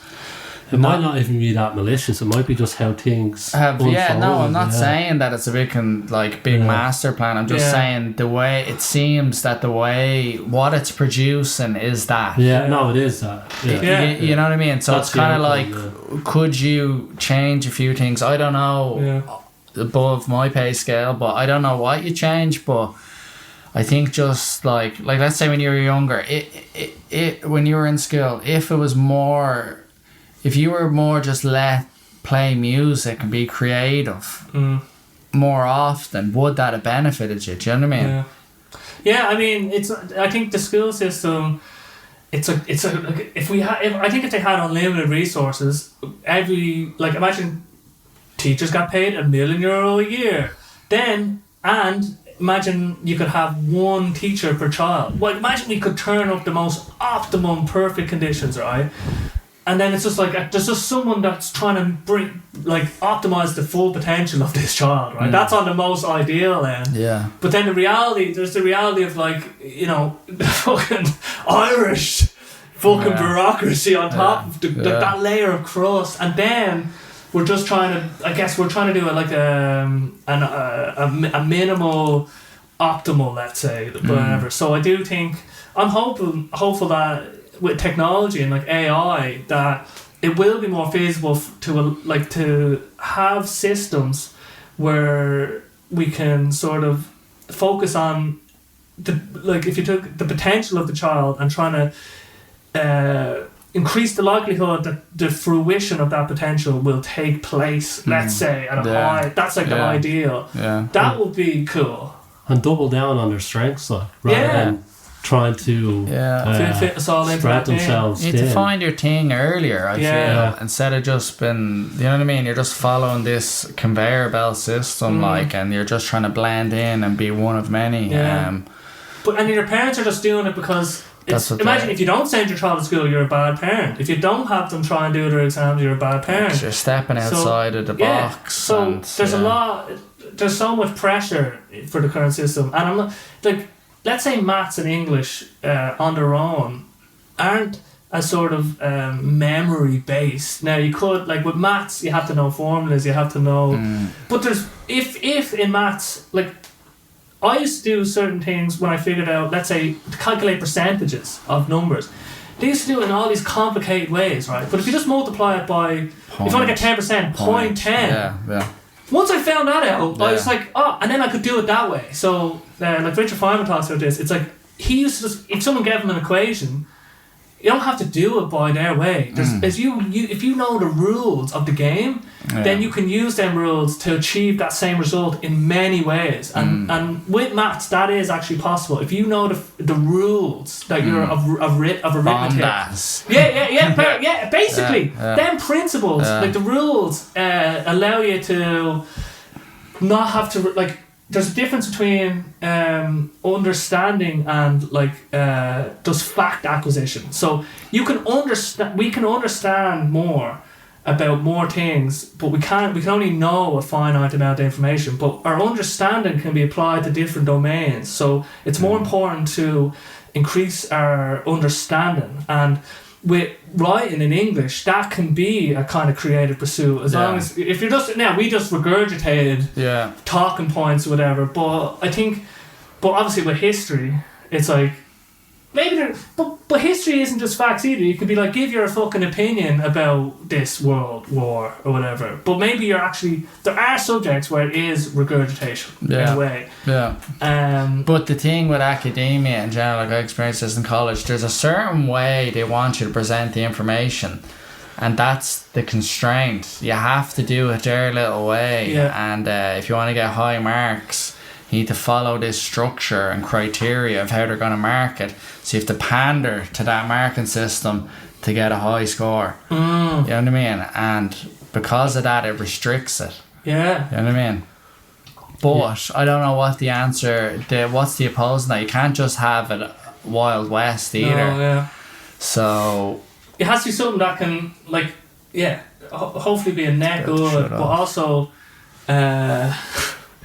Merry Christmas, like it's just been advertising over our fireplace, and now it's like trying to turn it on. But basically, I think, I obviously it could be improved. I always try to fight back against just the, like, I don't know, like it's like what they say about democracy, like it's not the best, but it's the best one out of all the other ones we've tried or something. You know what I mean? In a way, unfortunately, in the public sector, there's not as much innovation as there is in the private sector, let's say. So it'd be good to see more innovation. You know what I mean? Absolutely. That, like, if you see like the iPhones, so like, would you say then, if you could get like more private schools that are doing their own style, trying different teaching methods, like the ecological dynamics, do you know what I mean? Thinking outside the box instead of like just I'm the teacher standing at the top and go, I'm going to tell you what you need to know and you need to remember it and put it on this page at a certain date. Like, try it you could try different ways of learning, and maybe like, how much maths do you need to learn for the average person? Like, how much do you need to know, really? Especially now with technology, like, but it's like, how much do you need to know? Yeah. Like, how much of that is actually useful? Same with English as well. Then even geography, nearly all the subjects. Like, how much of that do you need? Yeah. Unless, like, you're going down that direction for your career, you don't need to know a lot about a lot of things in certain areas, you know what I mean? Yeah. Just wonder how much of that time was wasted that could have been applied to something that would benefit your life exponentially as you get older. Like, the skills that could have been developed in place at that time. Yeah, like, it's definitely not optimal. It is a good thing about the practical subjects, like woodwork, metalwork, home ec. You're actually developing skills, and then they're really you can actually identify, alright, who's got like a natural talent for this. People stand out really quickly, and then they can, forge an obvious career path for themselves, because some people are just mechanically minded and some people aren't. Elon Musk is actually he has his own school.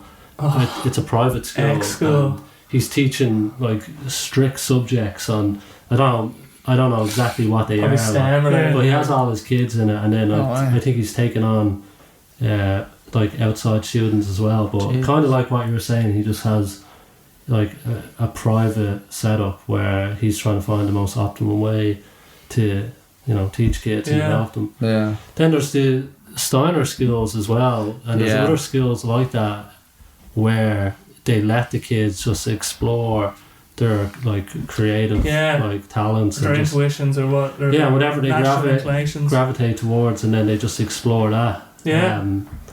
You think more of that would pop up? Well, we would. I mean, I think we'd want more of that. It's just that how, if it was free.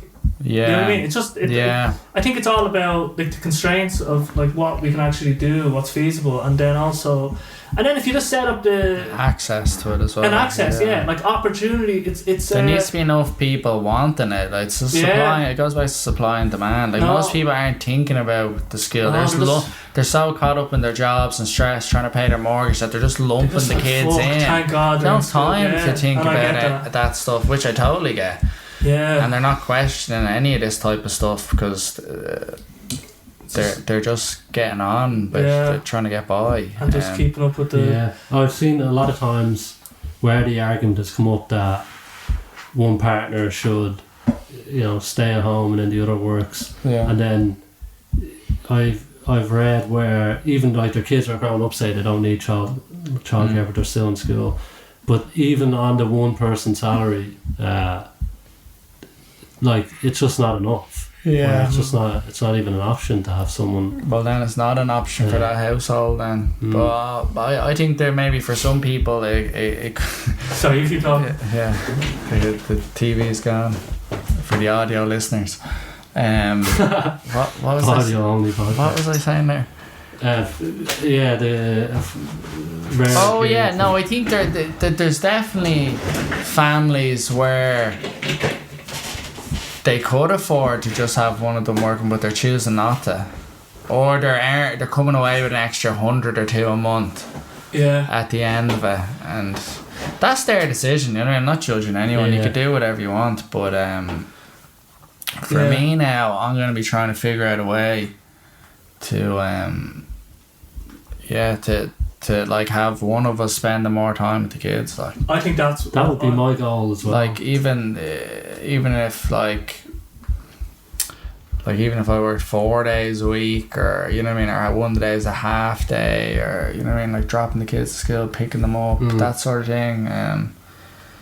I'd have to just figure it out. I think if you work for yourself, it might be easier because you can set your own working hours and time, which thankfully I can do. So I think I would set it up that you're more free to spend time to, you know what I mean? That's what I think. Design your life. Yeah, ideally, I think. Yeah. Like Chuck knows that, 2 parents that are they value the spending time with the child so much that they're really capable of doing the homeschooling because they're both like teachers or whatever. So they're just like, we're gonna do it, the homeschooling thing, and I think obviously that would be ideal. If we like, what would you do? Like the way, like I love Joe Rogan's like wave your magic wand, because that gets at the crux of it. It's like, if you could wave a magic wand, what would he want? We'd want parents and families to just spend as much time. I'd homeschool them 100%. If there's no obstacles. If there's exactly. No, I would 100%. I would as well. Yeah. You get real into it. Yeah. That would be your project, your child. Like, 100%. And then for the social side of it, get them involved. Loads of sports. Yeah. That ticks 2 or 3 different sports. Yeah. So they're not missing out. They should be doing that. That's the big argument. They have to go to school to learn and play and socialise, but football after school or jiu-jitsu or whatever the fuck it is. So there is, in America, there's problems with some homeschooling things because there's an association of homeschooling and it's unregulated in a way.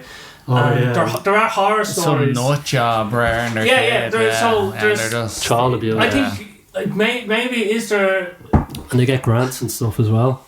Yeah, so there's, and then some people have had horror stories of just doing chores for their homeschooling. That's their part of their schedule. Just chores, or just learn about religion, and then they've grown up and they've talked about their experiences. Yeah, of course. So it's not like it depends on.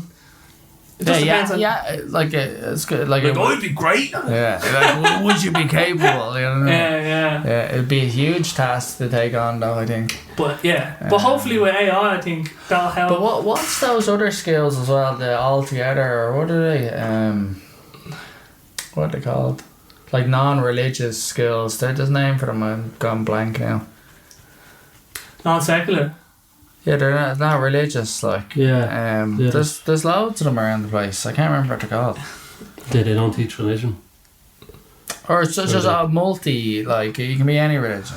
You don't have to get baptized or anything to get in. What are they called? Just schools.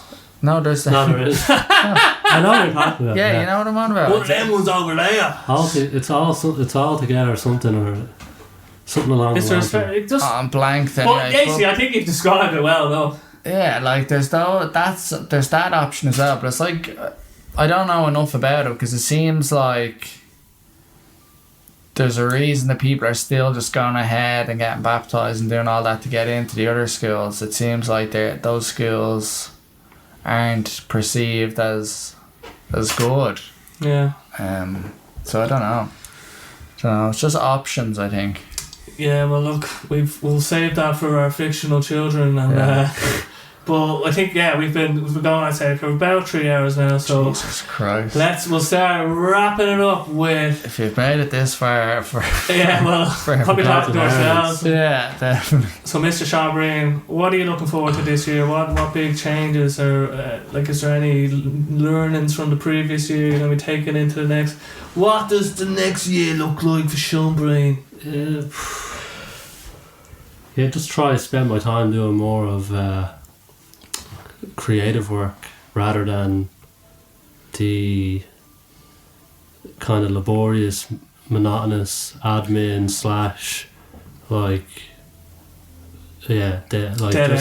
/ just work with constraints and rules that just take away your ability for any creative input. I just want to try limit that. I'll never be able to completely get rid of it. It's remove just a it. part of it. It's part and parcel. You want to limit it. But right now, say if I had a pie, it's like 80% is doing that type of work, 20% is the kind of stuff I want to create, I want to entertain, I want to make people laugh. So doing more of that.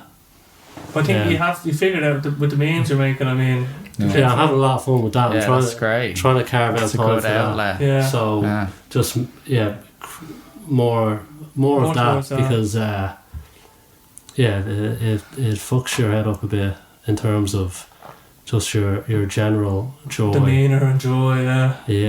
So weighs heavy. but it's all just a learning process. I found a way to generate income through writing CVs for people, and it's just it comes at a massive price. So trying to explore alternative ways to keep my head above water while pursuing the creative aspects.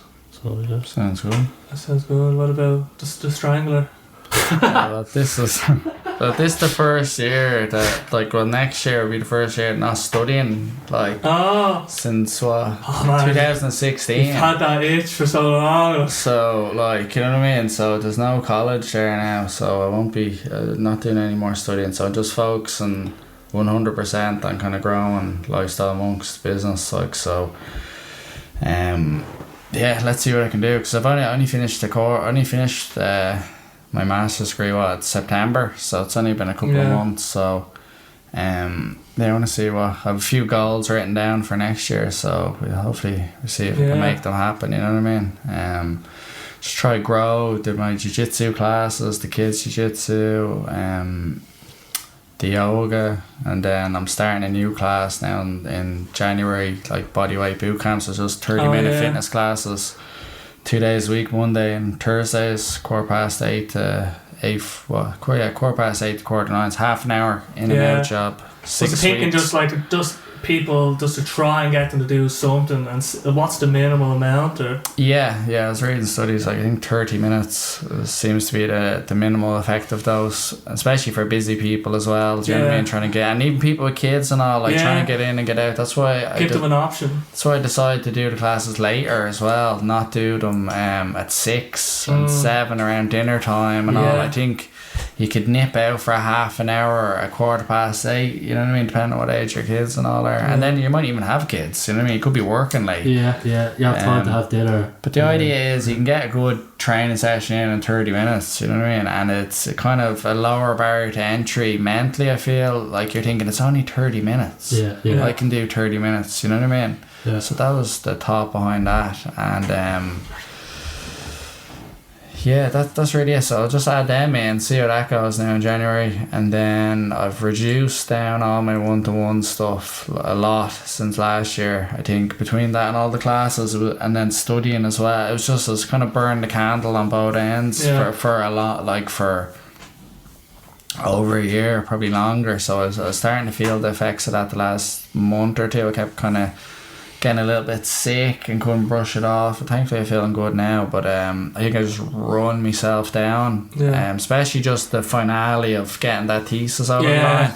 Do you know what I mean? And I didn't take a break, so I just kept going then after that. But I'm looking forward to Christmas break and then just start trying to build up everything, and a few other things I want to add to what I'm doing that's kind of separate to the classes, that I don't really want to get too far into now at the moment, but I have a few ideas that I'm working on in the background that I've put a lot of time into that I think will be good if I can get it up and running. So one of them, the plan's to get it up and running now next month, so I'm excited about that. So if I can get that going and do it the way I kind of have in my head, even get it close to that, I think it'll be pretty good. And I think that could be something really good for down the line, and just expand on what I'm trying to do and get to where I'm trying to go long term. And it's kind of something that fell in, like it wasn't even in my plans, but it's sort of come now and just seems like something worth pursuing and seeing where it goes, and I enjoy doing it as well. So that I think that's what's important there. But I think overall, that's it. And then just I can keep. That's it. Just a few little things. Yeah, just keep just saving and all as well, because I think probably want to get a house in the next couple of years as well. So just trying to set aside a bit of money and save financially. You know what I mean? And hopefully that happens too. So I think that's probably it for now. I think plenty there. Yeah, plenty of goals. I need goals. You know what I mean? If I don't have any goals, like it's not good. You know what I mean? Not good. I need the direction, and that's what keeps me going, get me up in the morning. You know what I mean? Get out of bed. Once you start, the goals are like little seeds. Like once you start going down towards a goal, the other ones will start showing. You know what I mean? You don't even have to really try. You just know. You know what the next one is basically. And it was a great line from a song, like, simple goal will get you very far. It's really basic. That simple goal will get you very Corona's far. Heroes or goals to follow. Interesting. Just every time I hear it, I'm just like, fuck yeah. Yeah, it's true though. But I think even like just finishing college there as well, that was like a long period of time of studying, you know what I mean? And it's kind of nice to be finished in a way, and I'm satisfied, which I think is the main thing. After each course I felt like I could do more, and I'm just at the point of just kind of satisfied with it, and I'm ready to just leave it there for now. And I kind of like my goal during that was to get like the highest score I could get each year the whole way through, and I done it. So like there's no stone left unturned. You know what I mean? I feel like I've done that now. That's ticked. Like we were saying, some of your music stuff, it's like that's kind of done. I can see it easy on that now. I'm kind of not interested in doing any more for the time being. But I think down the line, maybe if I can like get a house and stuff and have all that set up and have a few kids, then maybe revisit doing like the PhD or doing the professional doctorate down the line. I think I'd say the desire to do it might come back later in life, you know what I mean? But for now, I have to focus on other things. I can't just keep studying. You know what I mean? You get lost in academia. I think you can just stay in there. And that's just like, I think that's just put it to bed now at this point. What about yourself? What about me? Oh, I thought you were never going to ask. Well, so I think next year basically is big thing is just trying to say no to what I don't want to do. I feel that that's something that I've want to internalize more and just be like, one thing is this podcast, for example, people asking me to come on to do the podcast really like puts me in a terrible situation because I really hate saying no. And in the past I've just said, let's do it, but it's really pushed me away from doing the podcast and became like this real negative thing in my head. Because I like even just doing the podcast, even if I'm just doing it in a way. It became this thing, and then I thought, they'll see me doing it with other people, and then they'll know I wasn't so. I'm just I have a new policy where I just like forget if anyone asks me to come on, I'm just saying no, like basically, no matter what. And if I ask them to come on, then it's different. But then I'll ask them when I want to ask them. Yeah. And then, but I'll just send them like an automated message or something. Like I'll write it out and I'll just say no is a complete sentence. I'll just say this is an automated message. Like, and I send to everyone who asks me to be on the podcast. There's a word spelled wrong. Yeah. I like. But I won't say it's automated, but I'll just say, look, this is a message to detail. This is a message that I send to anybody who asks me to come on. And I'll just send them that. No matter who it is, and because it just, I don't want it to be a negative. Someone real famous. I don't get like, just like I'm sure to be exceptions, but unless I want to actually talk to the person or feel a pull, then I shouldn't have to say just to be nice. Podcast. You do whatever you want. It's a huge undertaking, basically. Like people set up the edit. So much effort, and basically that's one thing. And then because I'm living in Mayo now, just focusing more on being productive in like the online space, and then being productive like in like becoming a better performer overall, because I think with the gigging and stuff that's given me a real good experience, but I feel like I've done a lot of that last year, and I don't mind doing less of it next year. I will do it when it starts making sense. Let's say after a few more years, when I build up enough of an audience where it's just like there's like a few hundred people that are willing to just pay money to go see you now, then I'd be like, that's cool. And I still will. I'm doing a gig next March, and then I'll be doing like an album launch gig, I guess, next year. But I don't want to be doing as many gigs, I think, like, because the sleep and everything else that comes with it. I don't like the lifestyle. I don't like the lifestyle doesn't suit me, basically, because I like getting up and going to bed. You're not a night owl. No, and I want. And the culture that's built around it, you're in pubs and all, so back to the drinking and all that stuff as well. But the people are great. Like I love talking, I love all this, but it takes a lot to drive in and out, and it just, when you weigh it up, right? How much time, how many days did I miss playing piano last year because I wasn't I was doing something, and that's like one of my main goals is to be able to play the piano and be able to do loops, and the path to that is basically just the more time I put into that, the better that'll be. So then I'm focusing more on the online stuff, like making sure I have a video to post a day and just pulling that slot machine on every platform basically. And I can see that if you just keep doing it, I have all the music there. I have you know what I mean? I have the music. Now I just need to fucking market it out there. And then when it makes sense, like to try when I can run gigs, because a part of running gigs, like, are people going to show up or this and that? If I could just, I'd be like, no, there's enough demand now. I don't need to just run it and beg people. Like, what's the point in doing that, really? So for album launch gigs, I think, people will go to that, it's the album launch gig, whatever, but no point in just doing it, like my producer, for the sake just doing a gig for the sake, just to do a gig, like when I could just have been doing something else, basically. So that's what I'm taking basically into next year, and I'm really enjoying like where I'm living now versus like I was in a little box room. Now I've like more space. Loads of space. Oh my god! I hope I can actually stay in the house that I'm in for at least a few years. Because it's just such a it's just great. It's out in it's away from it all, but and it's just about finding just balance towards more. Okay, what would my life look like if I had to do this the way it is for like forever, basically? Would I continue on trying to go to every open mic? Would I continue on trying to go to all that? Eventually it's just that's just not me, really. Yeah. I do my stuff. I like doing it in the day, and I think with the online world, I think that's worth more.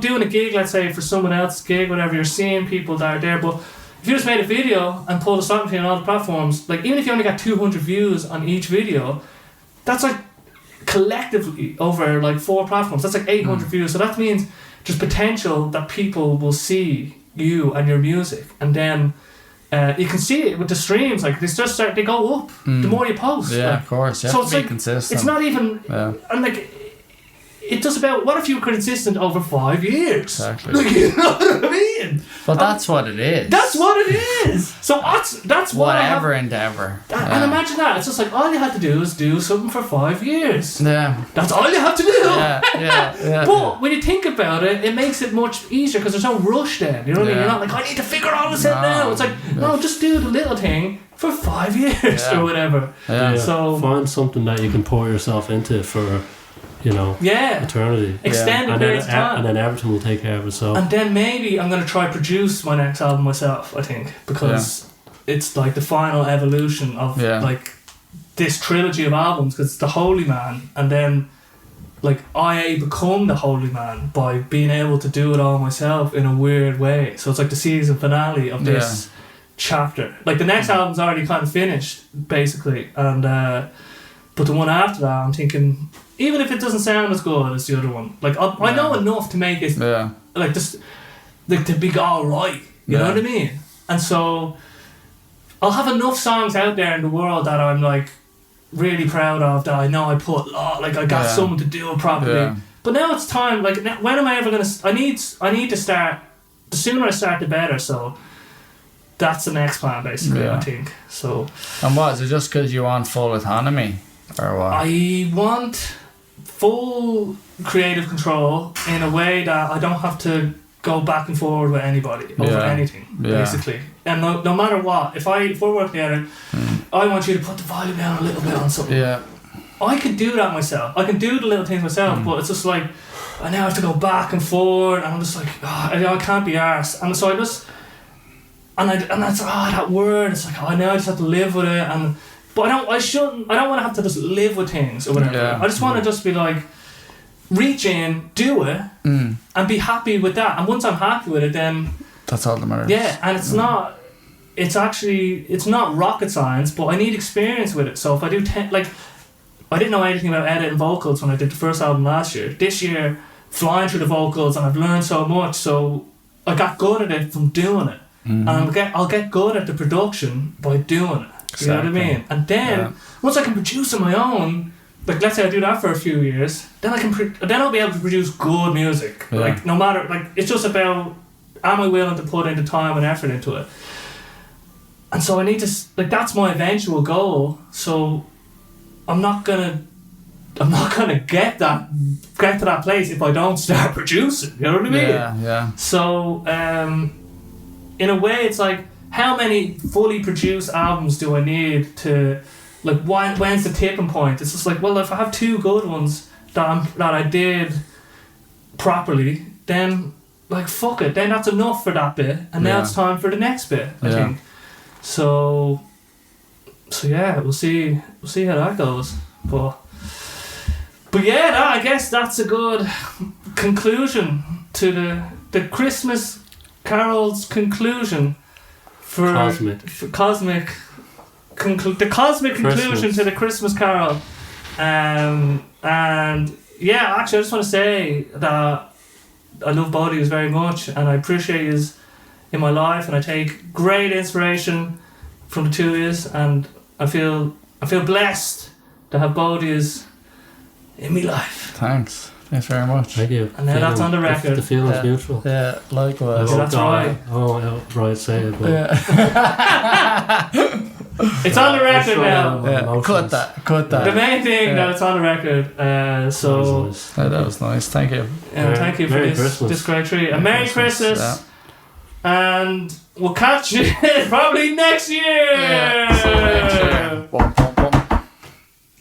How long was that? Fuck, that was long. That was way too long. Beforehand, that's like